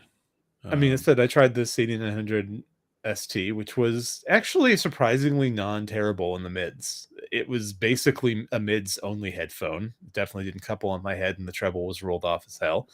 But it's one of those headphones that I'm just like, yeah, this wouldn't be my first choice, but if this is the only thing I'd have, I'd definitely enjoy music on this. What's interesting is having the context of earlier in this conversation, you liking that as much as you did makes a lot more sense because it's got the later ear gain rise. It's like 2K scoop to 3 to 4K peak. Yep. Mildly, I would say, but yeah. Was there anything new like that? So how like companies announced. I mean, we heard CanJam? like the Aria unveiled and the someone Isvarna. heard the. Well, did anyone here get to hear the Grado? They wouldn't let me try it, or rather, I didn't get to try it in time. Try that. Douglas tried it and Kyle tried it, and I think they both said it was the worst thing they ever heard. Yeah, they Which said is a it was the surprise to you. brightest I don't know. headphone they had. Listener Absolutely finally nobody. tried the Hi-Fi Man Ordovina. Yeah, it was terrible. It was just. Did you guys try the Isvarna? Oh, right, the Yeah. Isvarna. I tried Yeah. the Isvarna. It's really mediocre. It was fine. Like it would legitimately be competitive at like $80. Fine. Yeah, it was like for a gaming headset, something like that. Fine for one of those closed back headphones they've cleared the bar. Well, but they really haven't. Like it sounds. Do you remember like the old Yoga CD880, like the Brainwaves HM5? Yeah. That is like the peerage I would put it in. Like it's a headphone that is really, really aggressively mediocre. Well, which is a massive improvement. That's what I from was the going to say. Audivina. Yeah. Well, the other side of it too is that like apparently those were not representative. Yeah. CanJam. We don't know enough about that. So I mean, our measurement matched the measurement in their marketing. So yeah, I think it might be, which is interesting because they actually used the same or rig, so it was a very close match. But anyway, the we will Aria get those unveiled in, that I'm I sure. heard at Warsaw and the one that I heard at Dallas were very different. Great. Well, there you go. So anyway, that's those. I think the Carbon was pretty okay. I mean, it's Carbon not like 2. great. Is it called Carbon 2? Okay. I think. So that's a weird one. We were talking about this in our Discord that like whatever it was that I heard at Carbon 2 at CanJam SoCal, and Constantine heard it as well, was extremely shouty. Yeah, no, it sounds kind of like an Eon.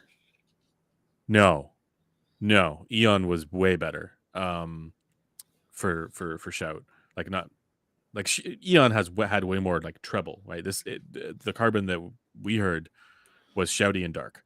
I'd agree with like that. dark after, right? That's how I perceive a lot of DCAs. This isn't the Carbon's an Odyssey. I know. Oh, you mean to compare with? But I'm saying it sounds like a lot of DCAs do to me, but it sounded better. The bass sounded better. I would say closer to like the Stealth. No, it's nowhere near as bad as the Stealth to me. Okay, to me it was that shouty. And to Oratory, no, it sounded like it only sounded mildly shoutier than like an Omega. So, but my point is more that apparently it changed a lot on different source equipment. So maybe it was whatever we heard it on. There was the problem. I don't know enough about how any of that works with eStats. But the original Carbon I also found shouty, right? And off of lots of different stuff. And this just sounded like that with more bass, which is, I suppose, a good thing. But Yeah, I kind of have mixed feelings about it. The It's more yeah, ergonomic than a lot of their other new stuff. That's see, nice. I also don't find it ergonomic. I find didn't say it like, was ergonomic. I said it's Okay. more ergonomic. The other new stuff that they have is unwearable to me. it's pretty. Yeah, The Carbon is wearable, but not super good. yeah. But I know like Oratory has said that he quite likes the original Carbon. Like he thought it was bang on the money for him. Oh, the Ugreen headphone. Yeah, we didn't get into my impressions yet, but I was definitely going to mention Okay. that. I mean, I heard it. It's a meme headphone. It doesn't sound terrible. What? It's what? You mean Ugreen like the cables that everybody uses from Amazon? Yes. Yeah. Wow, I didn't know. Oh, that. I forgot. Cameron was like the main person who like really hated it, right? I really hated it a lot.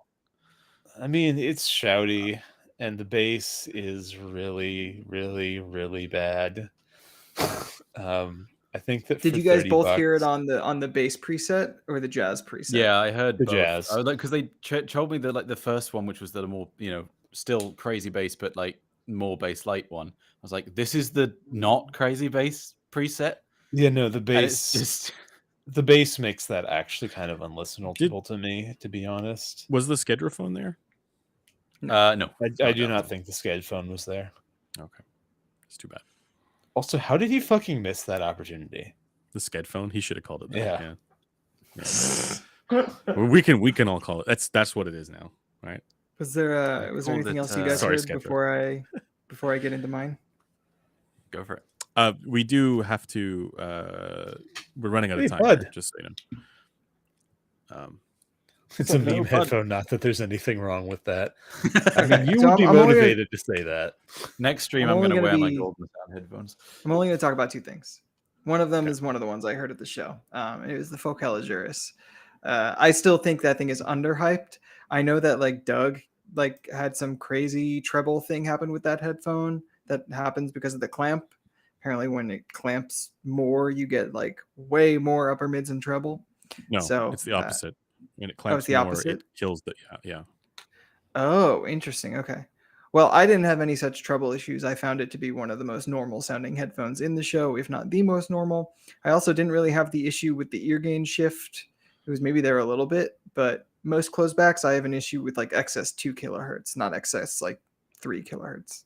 So I was glad that that wasn't there. And then the low mids are filled in. The bass isn't huge.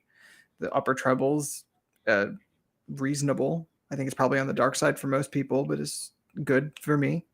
This is Azuri's apologia. That's literally exactly what it is. Yes. I know. I'm just Um, saying, like, we need to name and shame it. Well, how did you hear it? I'll be honest, I didn't listen to it super long. Like, it was just a quick on my head, off my head thing. My perception of it was that I did not get good coupling at all, which is typical for closed vocals in me. Oh. Beyond that, however, I was not compelled by anything above the 500 hertz cutoff where that would be screwing everything up. So I imagine it would be too dark for you, Blaine. I would also imagine that. I'm not super into the shape of the mids they've gone with, to be perfectly frank. Oh, that's actually interesting. The shape of the mids, or at least when I was doing the in-ear mic testing, was very different on my head compared to how it was on rigs. Interesting. Interesting. Yeah, but it's also partly because like again I wear glasses and the bass coupling, so like the bass dropped out as well a bit on my head because of the glasses. So like the whole thing looked very different. Interesting. For low frequency stuff with that headphone. So this could be a case of high acoustic Z rearing its head. Wait, for low frequencies or mid-range frequencies too? Mid and low. It was very different. The thing that wasn't different was well, of course, it's like you're taking blocked canal data. So like what I don't know what the canal transfer effects would be, but I was more surprised at how much it didn't match what I measured when I was getting the in situ response. The Hedenes did match, so Got it. I suspect it's just an acoustic Z thing. Got it. Well, I quite like that headphone. It's cute. It's not treble death. It's not crazy hyped in the mid range like most closebacks due to the dip you get around 200 That's to true. 400 hertz. That is true. I think it's probably underrated.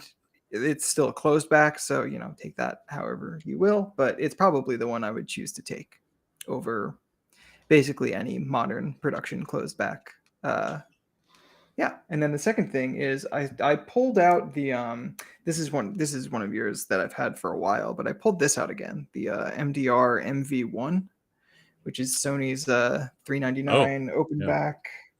That's the one I sent, right? Yeah. And so you've got my MV1, I've got your 490 Pro. Yeah. But the thing is, I actually think I prefer it to the 490 Pro, like Interesting. significantly, actually. Like ergonomically or sound? Sound. Okay. I would say actually probably ergonomically too. It's lighter than the 490 Pro. This thing's like 220 grams. The sound is like the 6 kilohertz peak is insane. It has. I get why you like it though. What's interesting for me is that so if you look on the graph, there's like a massive like 7 kilohertz peak. Yeah.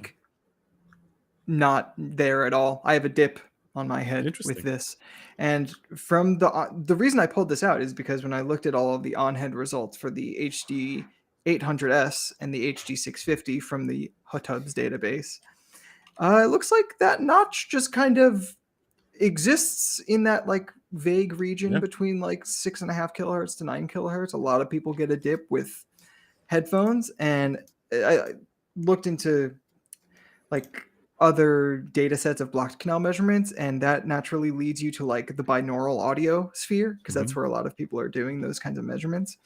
And it turns out that notch is like both a known thing to exist on human heads, and also like something that there's like work being done to figure out how to accommodate or fill in that notch. And it made me think that the elevation being in that one spot on rigs, where basically that notch is for like an average data set of the 30 people that I have access to from that database.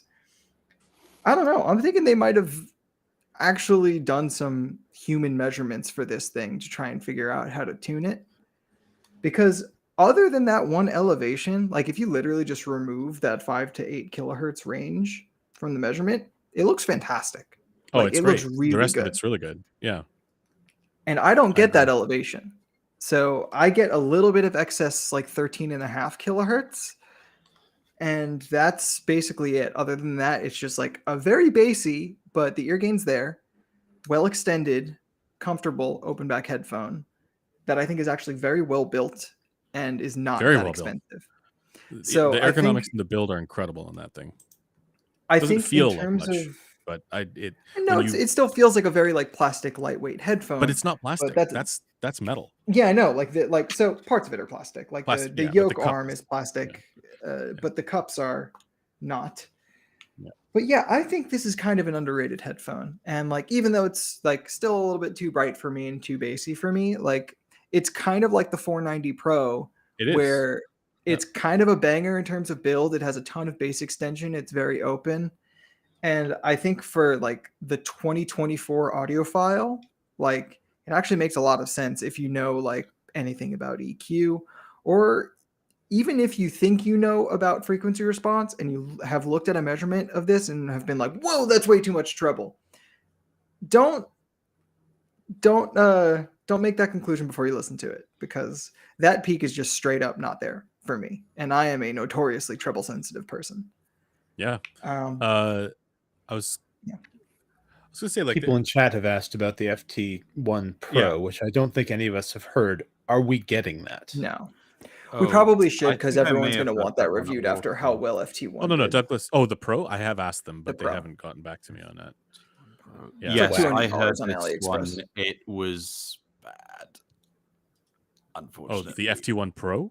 Yeah. I'm pretty sure this is the one. Hang on, I heard it at Warsaw. It was some new thing from Theo. I'm pretty sure this is what it was. You would have heard Warsaw the JT would be one. too far back. Was it JT can you send us a picture of it? Yes. 1 second. Fio's some- incredible numbering scheme, which only includes the number 1, really coming through here.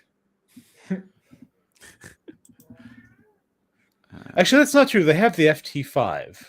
The Yeah, FT5 and is bad. 3 as well. FT5 is very bad, unfortunately. I've just Yeah, seen it I in put, I live put a stream picture of it planning. in chat, Cameron. If you actually That is yeah, the no, FT1. that is the FT1 Pro. Yeah, Interesting. It was really bad. Interesting. It was, What was sick. the measure is surprisingly decent. Yeah, I mean- measurements look good. That could have been a pre-production one, so take it with a big grain of salt, obviously. But do you have measurements that I can see? No, they posted. I do. I think. Can you show course send he one real does. quick? Well, from somebody who actually measured it. Or Blaine saying, "Of course he does." Yeah, give me a second. If anyone wants to see this measurement, join our Discord channel and ping me, and I'll show it to you. he'll show it to This you. is also, come to think of it, a good time to point out that Headphones.com/Discord. all of this is made possible by Headphones.com, your number 1 place to learn about and buy audio equipment. We have not just a Discord, but a forum, and believe it or not, also a store where you can buy headphones, DACs, amplifiers, and cables. What? And if you don't, we will all starve to death, so please do. I've recently found out that we actually have some surprisingly good value DACs and amps as well. I was going through our inventory, and I was like, what the heck? We've got Which- like the Zen ones? DAC and the DX3 Pro Plus, which is actually like legitimately a good value. So yeah, going out there and buy some of that stuff.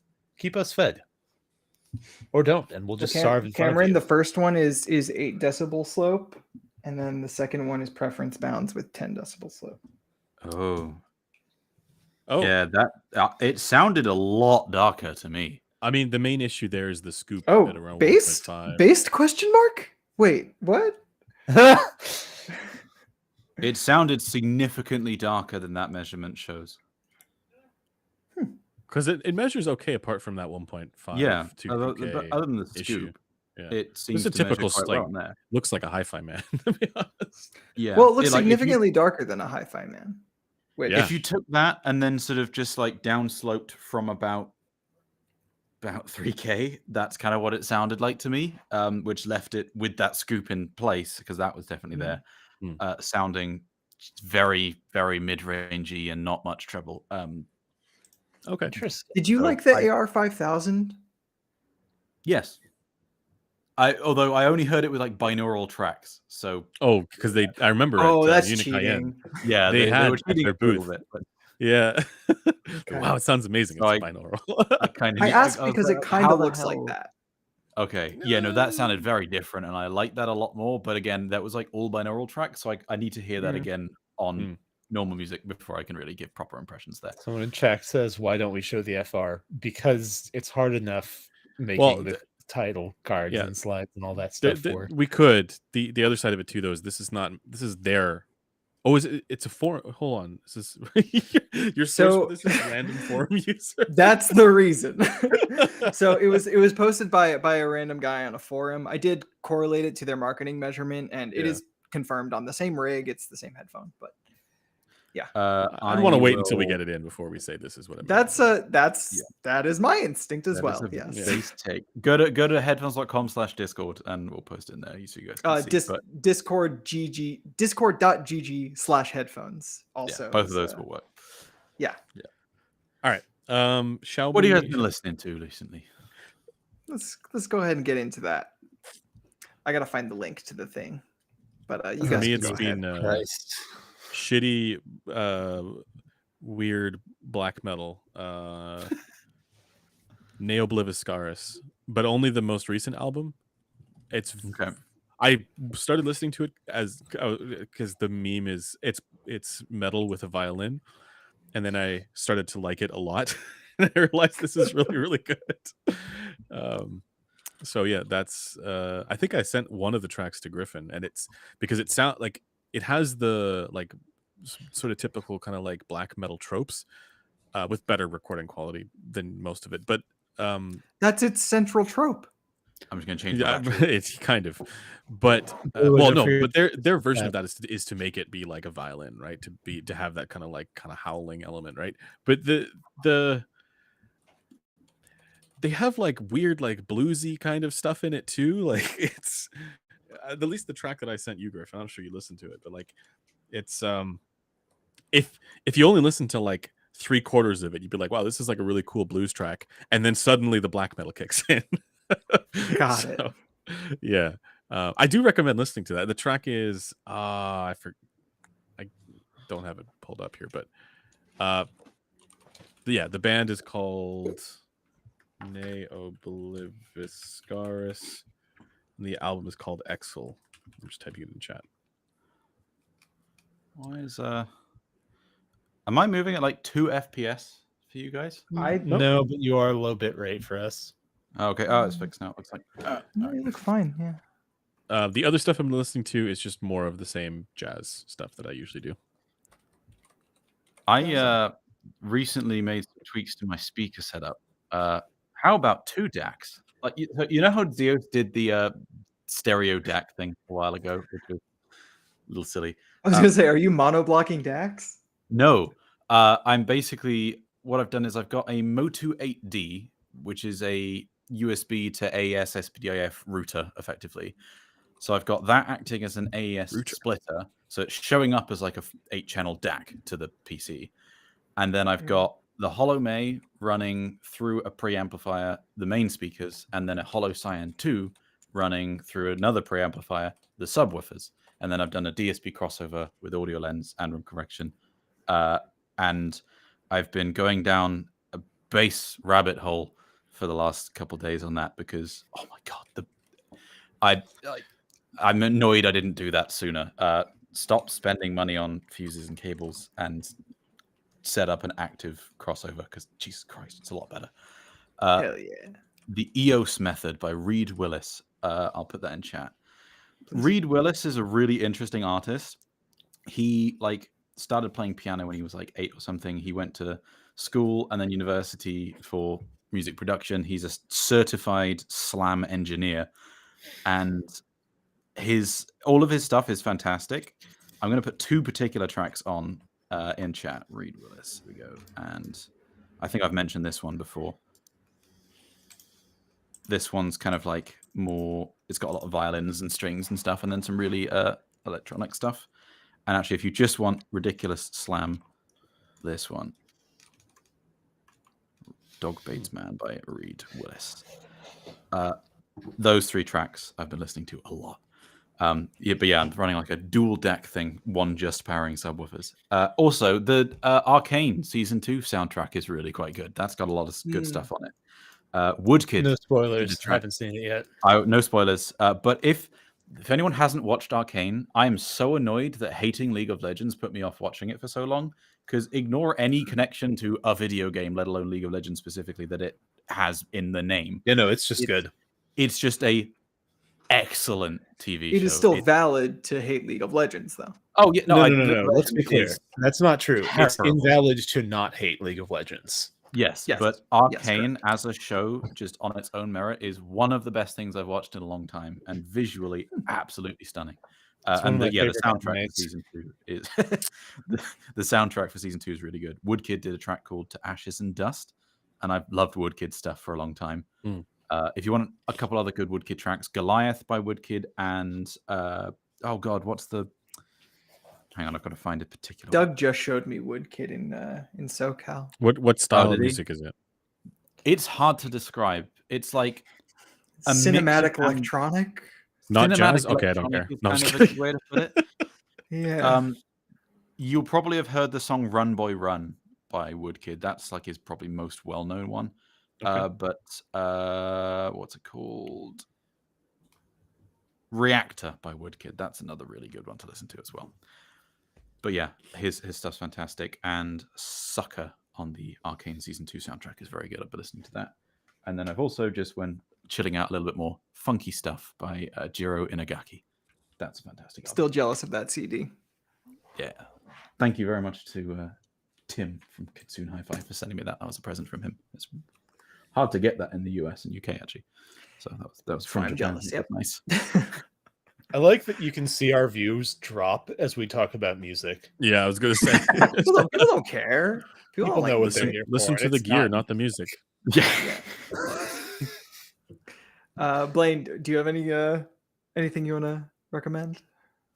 I mean, please bear in mind that what I'm listening to is just an honest account, much like a confession rather than a recommendation. Let's think. Pretty atypically for me, I've been listening to a female vocalist, Siobhan Miller. She has an album called Straighta, which is quite good. Is it folk? Yes. Do I listen to? I mean, I guess I listen to things that aren't folk, but I listen to very little woman-fronted metal. But you know, her version of The Banks of Newfoundland is pretty good, but I really liked her song Pound a Week Rise from that one, which is a very traditional sort of working man sort of a song. In worse taste, I've listened to Mono Inc.'s album Raven Black. That's a very bad German heavy metal band, but I enjoy them a lot. In one that I have trouble categorizing, someone linked me like a TikTok musician again, Vinny Marchi, but he has this weird thing where he does like folk pop. Like it's like fairly traditional sounding songs, but they're original and they have like electronic bass. Anyway, I heard a song of his called Johnny Rife Pulled a Knife, and initially I thought it was a remix of a traditional song, but it's actually original. And I was like, you know what? That's actually pretty good. Sorry, there's actually more. I'm listening to Kigu, always listening to his crap remixes of stuff because Tropical House owns my soul.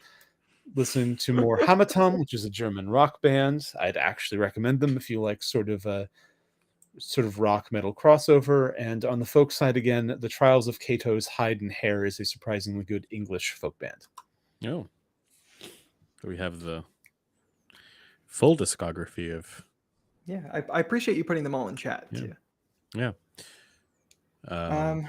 So for me, it's been a few things. I've been rediscovering my love of Cornelius, who's a Japanese artist in the Shibuya Kei genre. I don't really know what that genre means. I think it's just like music from that area, the area being Shibuya.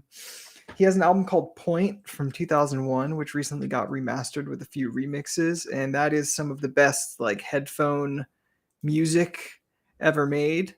Very dramatic panning, very punchy bass and drums. A lot of it's instrumental. It's just a very forward-thinking album that still sounds really fresh in 2024, even though it's like 20 or something years ago. Like it sounds like a modern record, not just like a modern for the 2000s record.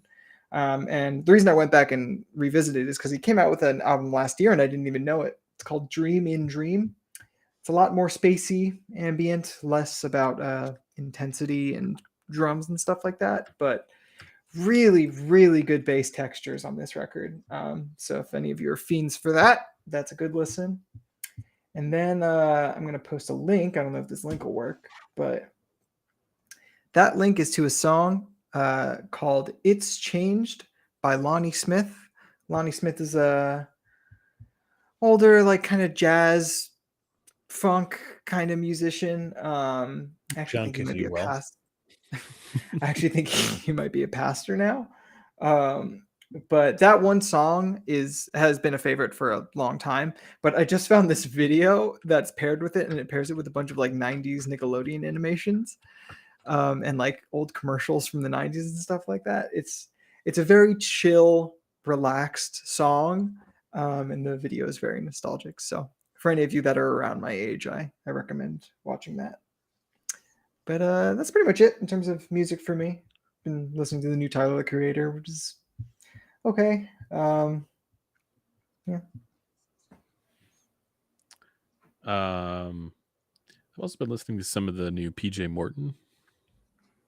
I like PJ Morton. Oh yeah, PJ Morton's good. Big PJ Morton fan. Yeah, I haven't listened to anything he's done in a long time though. I was gonna see him live recently, but I was too sick to go to the concert when it was like a few weeks ago. When Cape Town to Cairo. Had tickets. Is that the record? Cape Town to Cairo. Whatever the new one is that he's currently touring. Got it. Yeah. but and of course plays the important song, the important PJ Morton song which is How Deep Is Your Love. His cover that is Cape Town to Cairo is a very interesting one. Does that imply that you're just going north to or south to north? I would assume so. Yeah. I guess. Yeah. That's a pretty dangerous route these days. What else? Who's the guy who does Don't You Worry About a Thing? Like the original Don't You Worry About a Thing? Yeah. So I was on a car trip recently and I was listening to a lot of that. I actually don't know who does the original. Oh, come on. Do you mean Bob Marley? Are we forgetting? It's not. All right, wait. It's Stevie Wonder. Stevie Wonder. That's who. Stevie Wonder. There you go. I think you're thinking of Don't Worry, Be Happy, Blaine? No, I'm thinking of Three Little Birds by Bob Marley. Wait, but then Don't Worry, Be Happy isn't Bob Marley. It's Bobby McFerrin? Yes. I think so. No, Three Little Birds is the Don't Worry About a Thing by Bob Marley. Got it. Yeah, that's the. No, I'm thinking of the Stevie Wonder track because I really like that Stevie Wonder track. It's one of my favorite tracks. It's really well done. Is Stevie Wonder the one who's not blind but pretends to be? Oh my God, Blaine! Wow. Have you seen the video of Stevie Watcher catching the falling chair? No. What? It's like a chair stops falling, and Stevie just goes whoop. And... It's a mic stand, but he does, yes. Oh, mic stand. Yeah, it was a mic stand. Jesus Christ. Well, you have to keep up with Ray Charles, right? What? Is all right, let's move on. Maybe we'll get. Do you guys want to do this? Do you guys want to do this subjectivist? Let's skip over that. Let's do Fight Club. Yeah, we're low on time. Yeah. Okay, so the Fight Club thing you Spice suggested was how much does distortion matter? Yeah.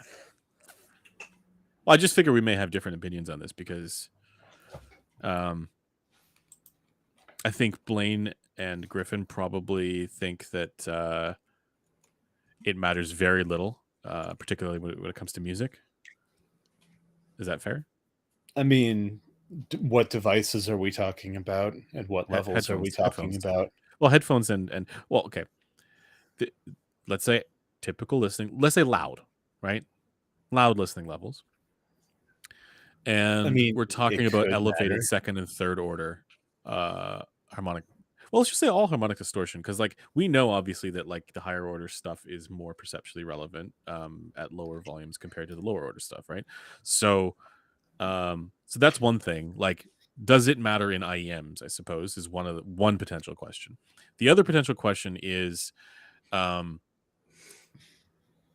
much does low order harmonic distortion, like second or third, how much does that matter in headphones with music? And then the third question here would be, given some of the things that Cameron has said about distortion profiles and amplifiers, if we're saying, for example, second and third order harmonic distortion, even at fairly high levels in headphones, is inconsequential, how could it possibly be consequential for DACs and amps? I have a potential answer for that and sort of expansion on the topic. I mean, so, okay.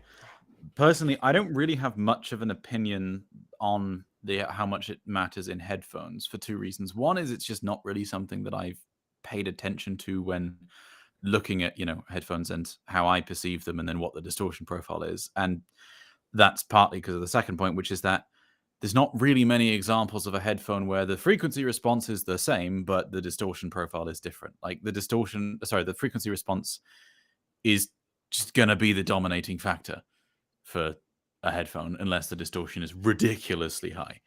Blaine has just said BRB. Sorry. Okay. Yeah, like with a headphone, I think the problem is that even if you may find two headphones where the distortion profile is different, the frequency response is going to be so different that it's impossible to isolate. And more to the point, I think the frequency response is just going to completely dominate the perception you're experiencing. Anyway. Yeah.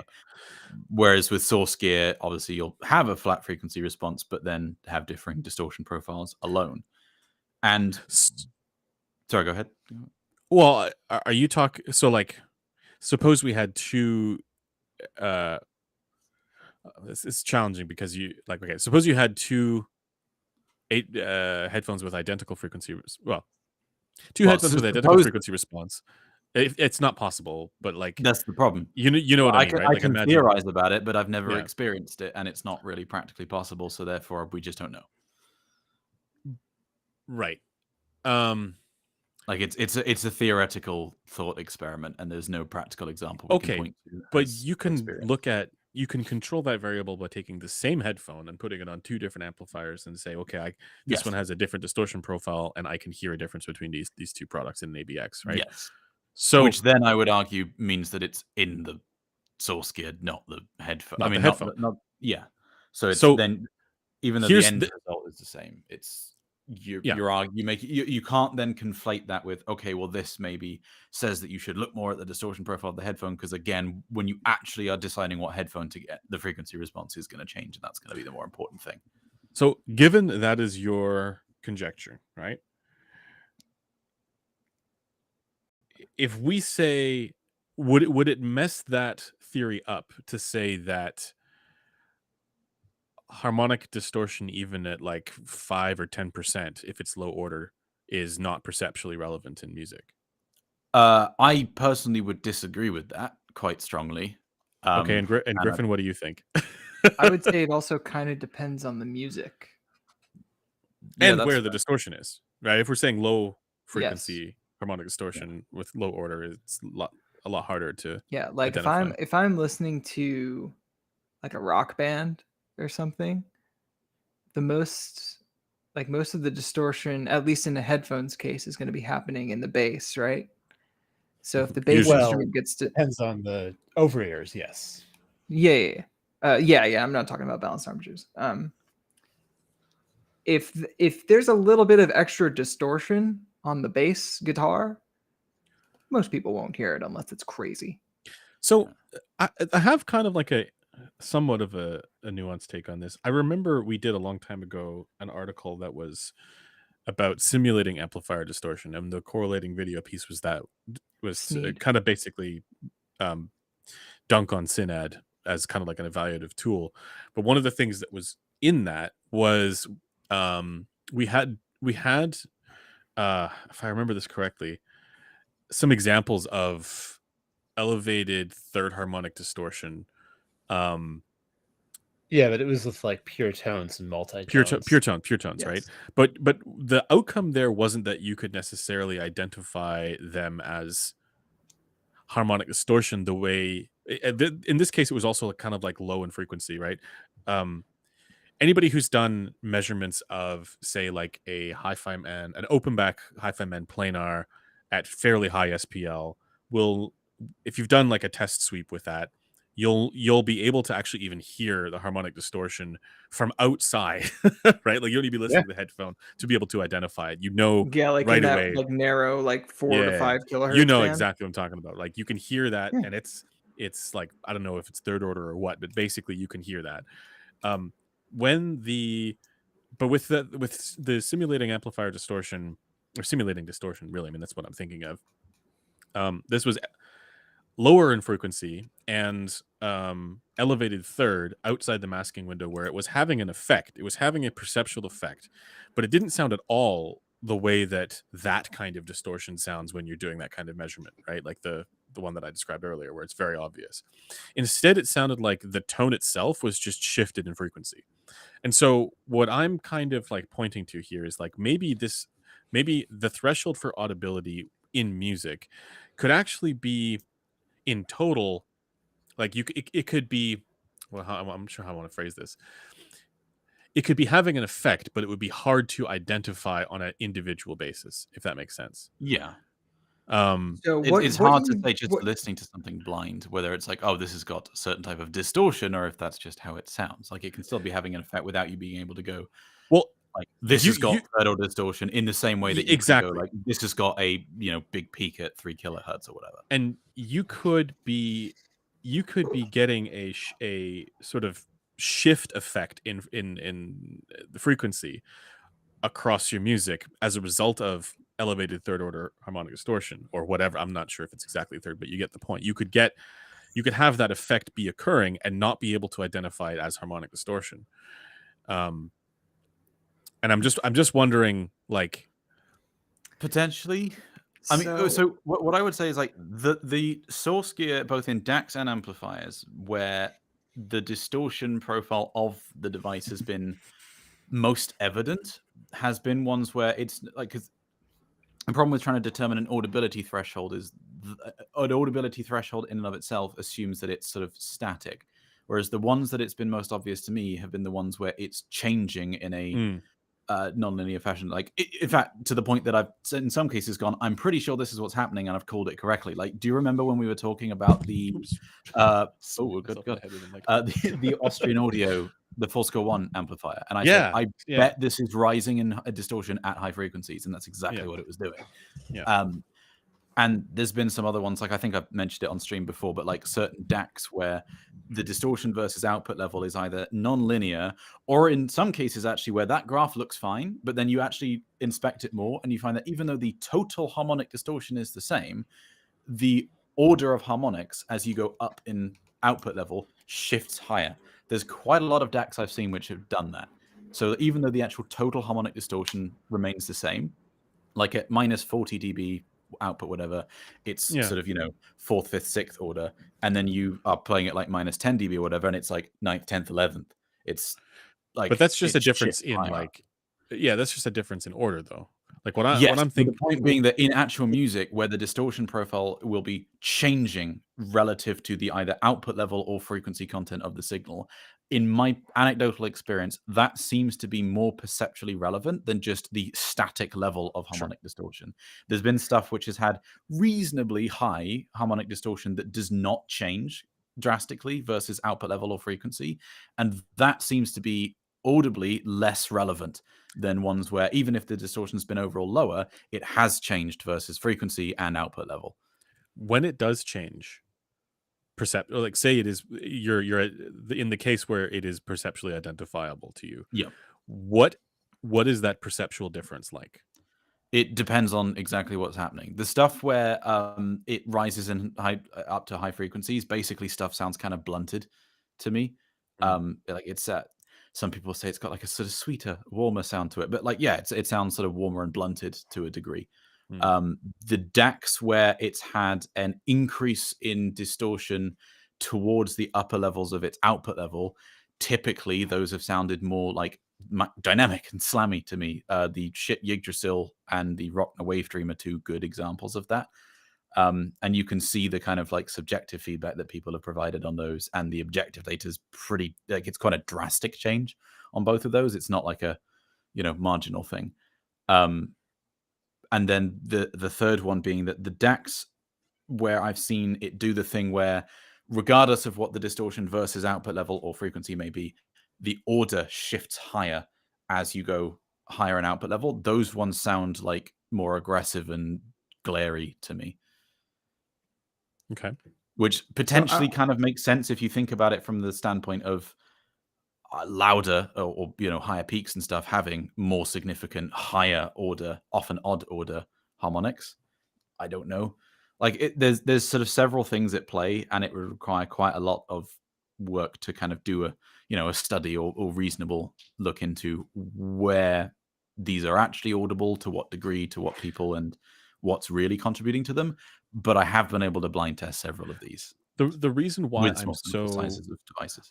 I don't want to say like I'm skeptical of that you've had these experiences. I'm just I struggle with this a little bit, just because of having done those tests with those Hi-Fi Man headphones where I can, with test tones, where I can audibly hear the distortion and I can measure it and I can see what level it's at fairly high SPL, and then I listen to music at that same level and I can't hear the distortion, but what I'm saying is, like, I can't hear that distortion. I can't hear what I'm hearing with test tones, but maybe there is a contributive element of this harmonic distortion level that is leading to an experience that would be different if that distortion weren't there.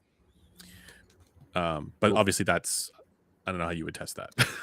Yeah, and it's tricky. I mean, on one hand, you've sort of got to accept the fact that, like, if in a synthetic test you are able to hear it, it is then potentially audible. It's impossible to write it off as being inaudible. If anything, just because some music resembles test tones a little bit more than others.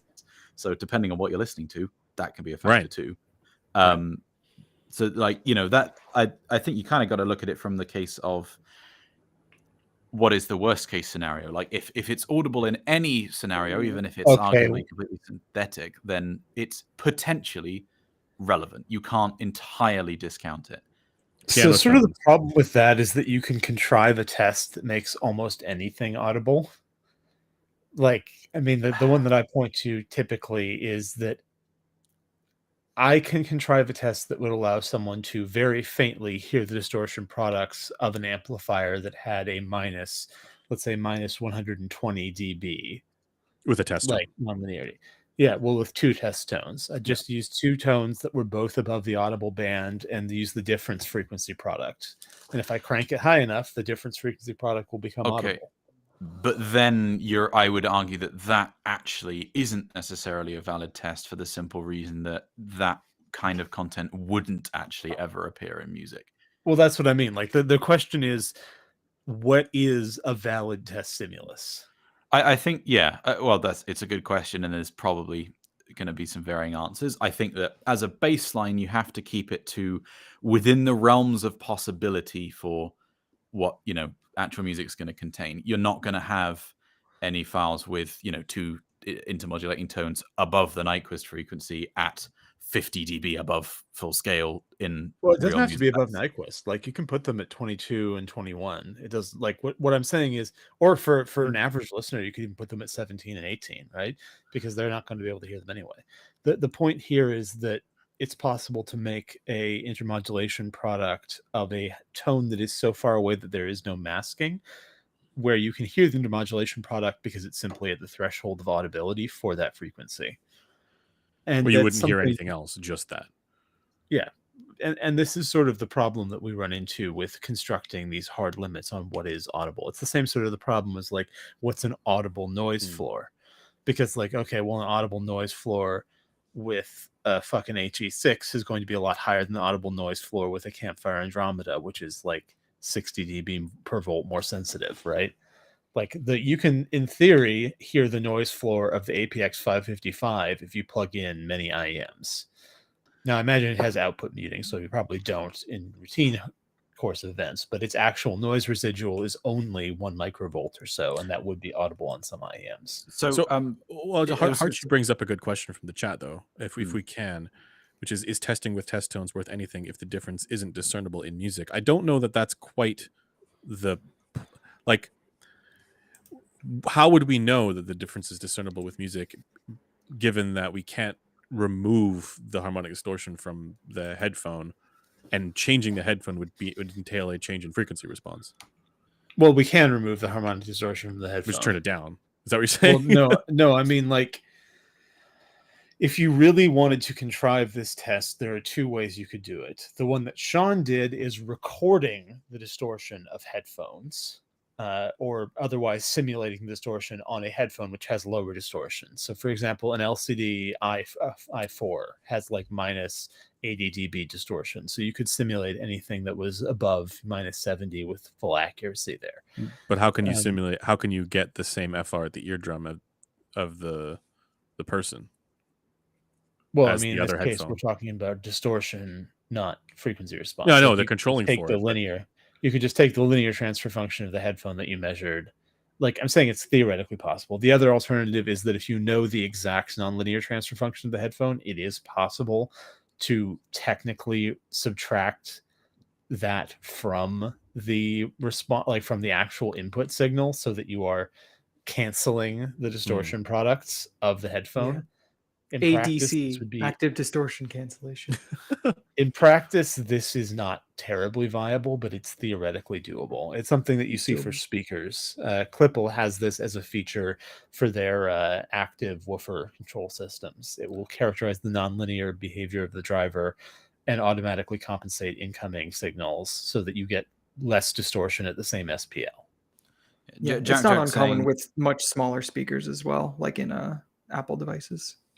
Jack's saying, is the topic relevant for headphones? I mean, most of them do not have distortion issues. Well, that's kind of the question: is at what point is distortion an issue? Well, We're- but also headphones typically have higher distortion than amps and DACs. Why do we Yeah. care about distortion with amps and DACs if the headphones are like, it's like we're talking quite a significant difference. Yeah, it's why maybe an order the- of magnitude or two. Yeah. At this point, we're getting towards the territory where some amps and DACs have similar distortion to cables. So Yeah. So at that point, it's I like, mean, my personal hunch is, and this is just based on my anecdotal experience, is that the stuff that is non-static and is changing in relation to the content of the music, which happens more in DACs than it does with amps. Well, actually, no, amps are more output level dependent a lot of times.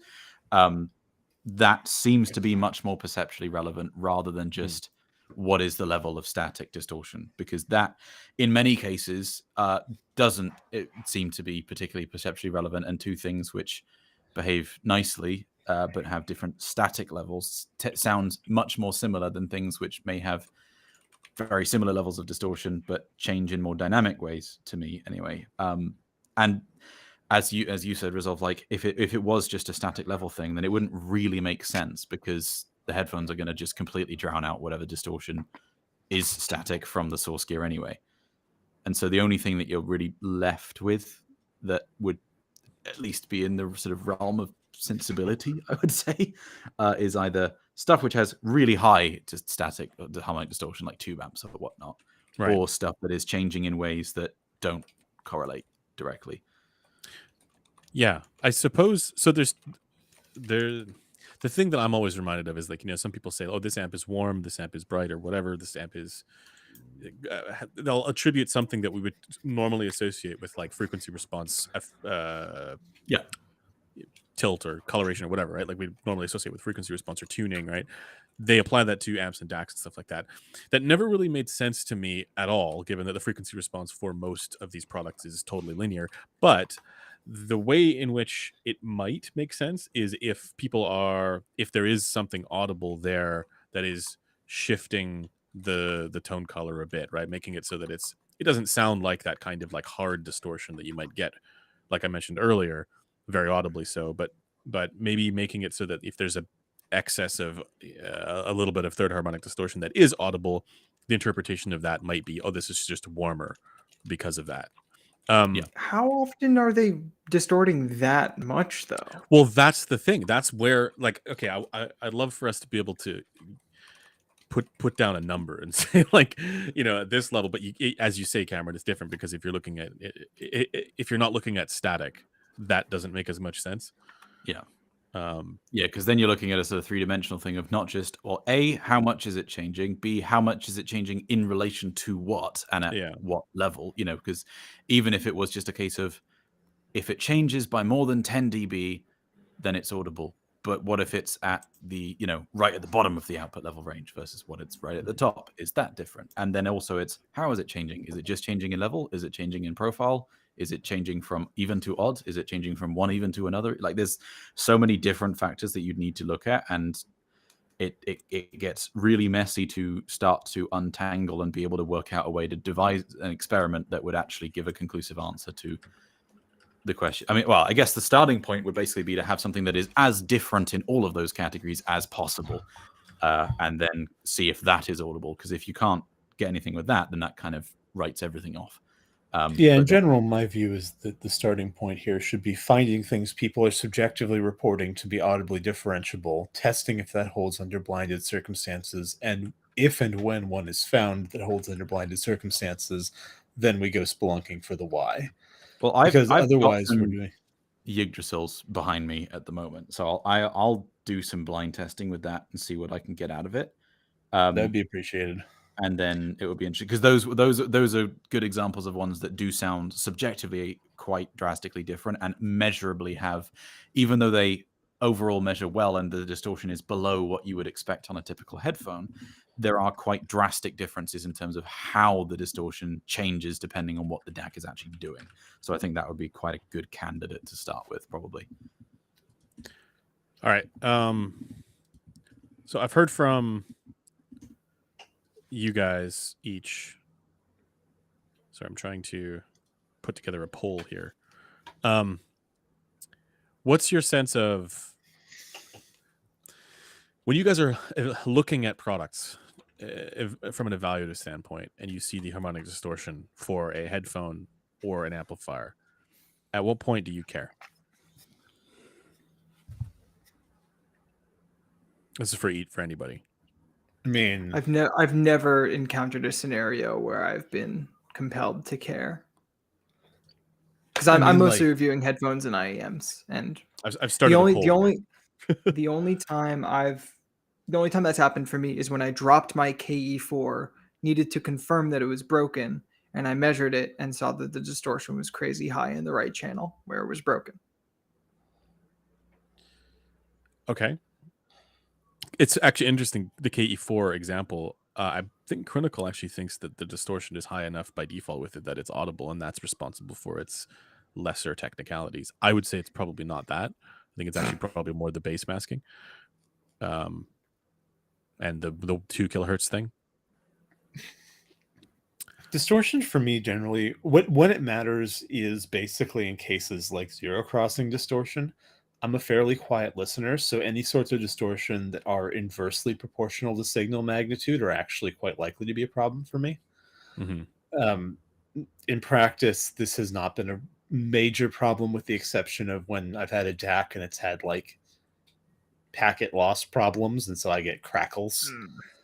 But the threshold where I would stop caring is if across its entire like usable range, and I mean this in both frequency and input and output levels, something is below 80 dB, I'm not going to ever care. Below 60 dB, I'm going to be like, it's extremely unlikely I'm going to care. And frankly, below 40 dB, it's also extremely, extremely unlikely I'm going to care. For me, because I test at usually around 115 dB, 110 dB, and then 100 dB. Sometimes I'll shift that to like 95 dB or something like that. This man is not Pascal pilled. What do you mean? Griffin dB. likes, yeah. Sorry, what? 94 dB is equivalent to 1 Pascal of pressure. That's no, you know what I mean. I go in like 5 dB. Yes, it was a meaningless joke. Do not worry. Yeah. I mean, it's really just a matter of whether you prefer to be going by the round number in linear or logarithmic values. Right. I mean, in practically speaking, it ends up often being around 94 anyways. But if I am measuring something at like, 105 dB ish roughly at 1 kilohertz, and if I see harmonic distortion like third order, fourth order, kind of starting to get into the higher order stuff, because you're always going to see second and third probably, but if I start to see higher order distortion stuff creeping in at around that level, then it starts to worry me. But again, this is one where I don't know how much even that is perceptually relevant. Like there are times with the original Aris that I got, the right channel was, I still have it here somewhere, was so bad that it was audible, and I saw it in the measurements. It was like high order, and when just hearing a person talk, like in a voice call, it was like you're going, zzz, So when it starts to get into that range, I start to go, okay, this is probably not so great. But when I'm measuring, particularly if I'm looking at harmonic distortion in low frequency ranges, if it's second or third order, it can be like upwards of 10%, and I won't care.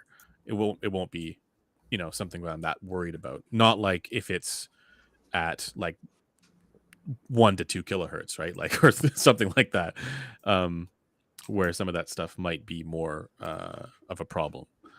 That's sort of my take on it. But I still don't fully understand because of that, I don't fully understand why I would need to care about the distortion profile for amps and DACs. But it's, as you say, Cameron, I mean, they're not typically evaluated in this way. So what's your sort of, when in practice, again, when you're measuring these products, or when you're evaluating it from data? What's your kind of like threshold there?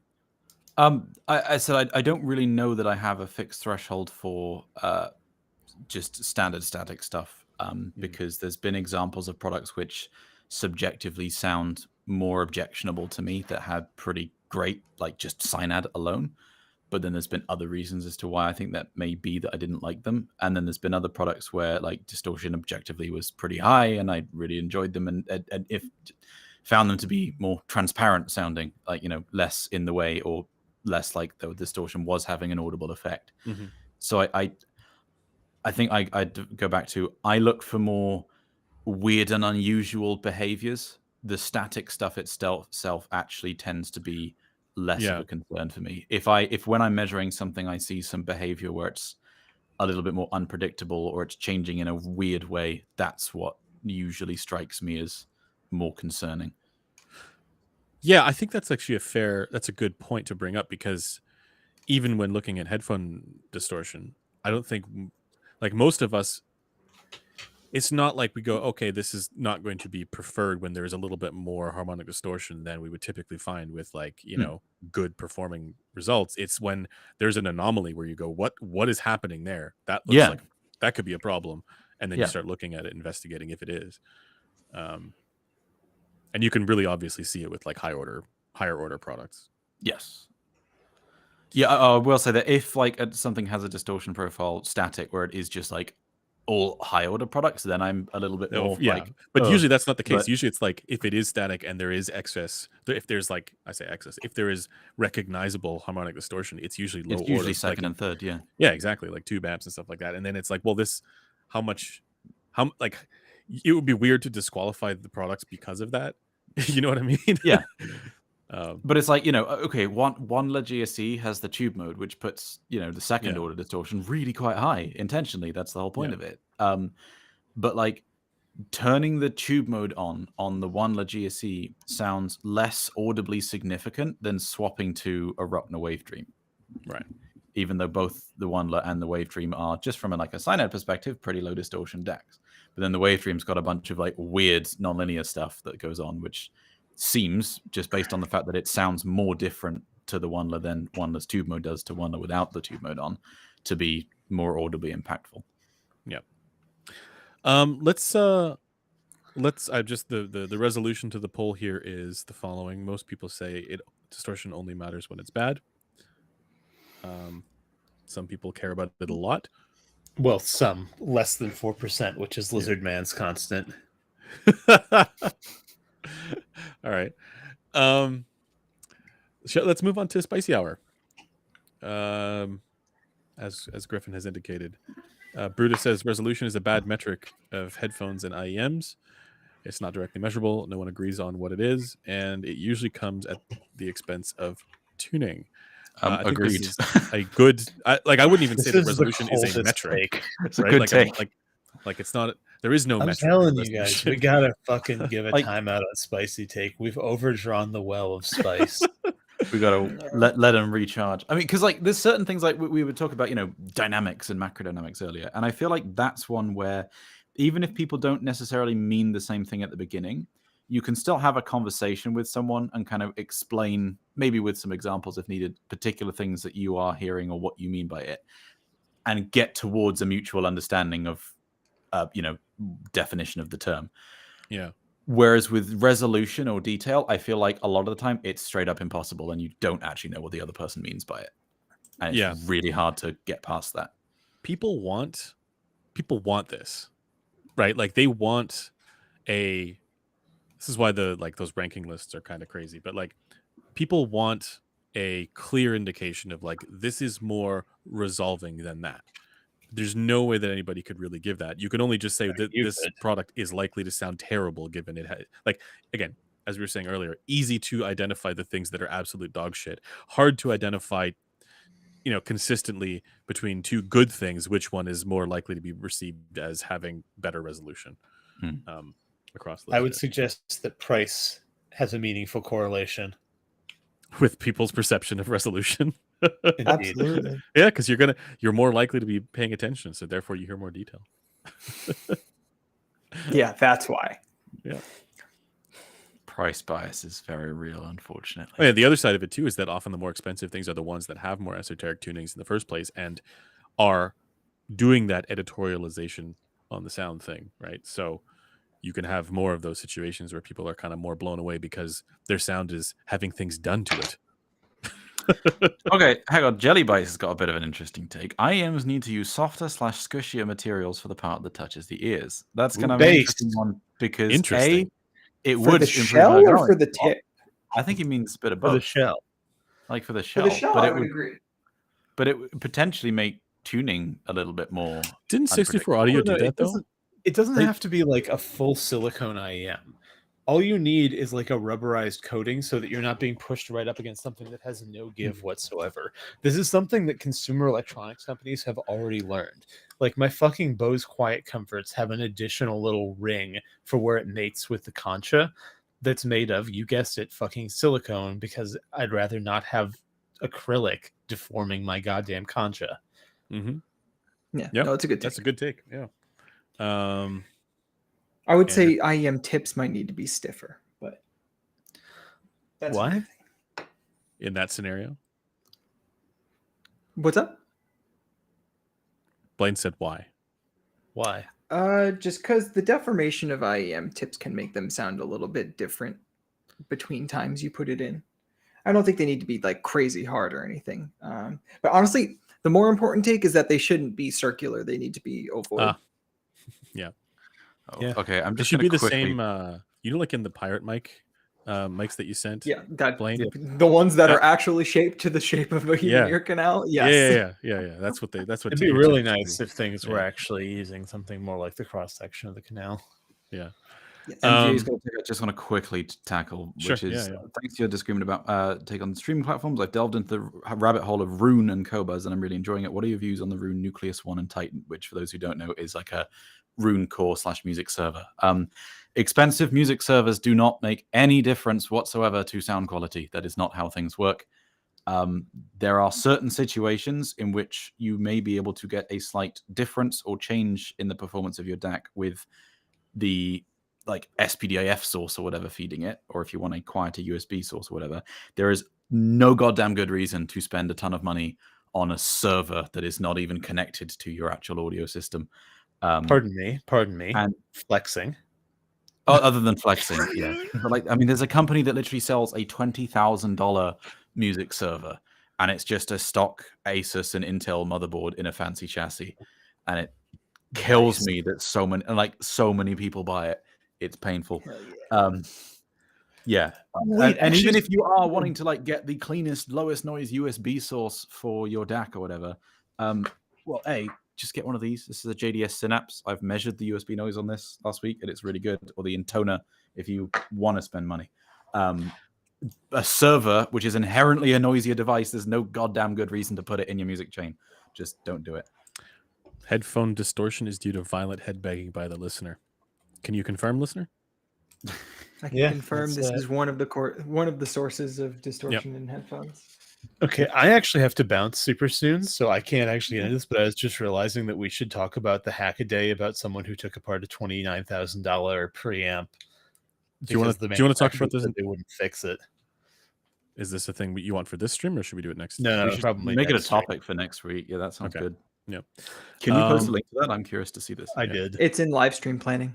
Thank you. We'll do the Harman we'll IE go through- is good, actually. Controversial take.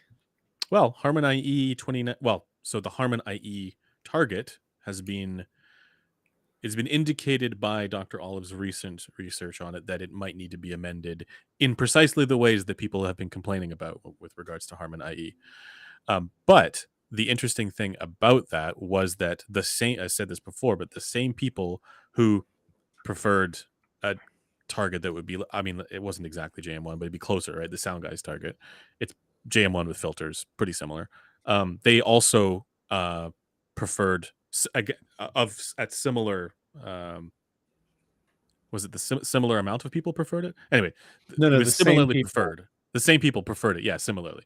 They rated it similarly, right? So as Harman IE, which indicates that it's not necessarily the individual targets that are most preferred, but rather that people have a preference for proportional bass and treble. That's my takeaway from it, at least. What's interesting is that based on the results of the MOA study, like which I don't know how much we're It's like putting into that. I liked it. I It's- thought on it. Well, no, based on the results of the MOA study, the sound guy's target fits very uncontroversially into that spread of data. Yeah, it does. Yeah, But the that also Harman indicates, in-ear 19 target does not. but which- it does not. And seeing that also indicates that like how like your starting point really matters, right? Or like how you're kind of priming this Yes. stuff kind of affects what people rate highly, and well, particularly in the MOA, because they're actually able to make those adjustments. So this to me, Yes. it puts it basically kind of justifies the scrungles that we've been laying at the feet of Harman IE to a certain extent. I mean, no, I think think you it said does. it. The starting point matters. The a lot. starting Like, point there's matters, no, right? And there's that no was the way big that criticism. there's no way that in Harman's original in-ear research that they would have that the respondents would have been able to make Yeah. anything similar to the sound guy's target, And and vice versa in this new study. There's no way that any of them would have been able to make anything similar to the 2019 2019 target. exactly, So, yeah. So, and this also, like, you and I have both kind of like, Griffin, you and I have kind of harped on this for a while, but like one of the problems with the new meta is that people are applying, like manufacturers are applying old meta bass to new meta mids and treble, and it just doesn't work as well because there is way less ear gain, and it's not a good fit with that. So for people who do want tons of bass, it actually might make more sense for Harman to be, I still would say it's a bit Glare City, but like, you get what I mean, right? Like having more ear gain and having more bass makes a certain amount of sense if you consider that otherwise it's just this massive dominant kind of bloated bass that obscures and masks the rest of the goodness throughout. Yep. All right. I'm sorry. I actually have to bounce, guys. I have someone who needs my help moving a body. So I will talk to y'all later. As always, I would say let's just wrap it up. Fetch a rug. Bye, Blaine. We've already established that doesn't work. Anyway, I'm not going to give tips on corpse disposal. Remember, as always, to visit our sponsor, patron, and the people who pay us, headphones.com, your number one source to learn about and buy audio equipment, headphones, speakers, DACs, cables, amps, probably other things too. I don't know. Go and look and find out for yourselves. Visit our forum, post in the thread for topics about this for this stream. Visit our Discord. Yell at Griffin for not posting the measurements when we were talking about them on the stream. And make fun of Griffin and Blaine for their opinions on and their taste. Also, me and Cameron. And I just have to end this with Rob's shining take here. Big audio shows may not attract large numbers of smelly people, but those who do attend punch well above their weight.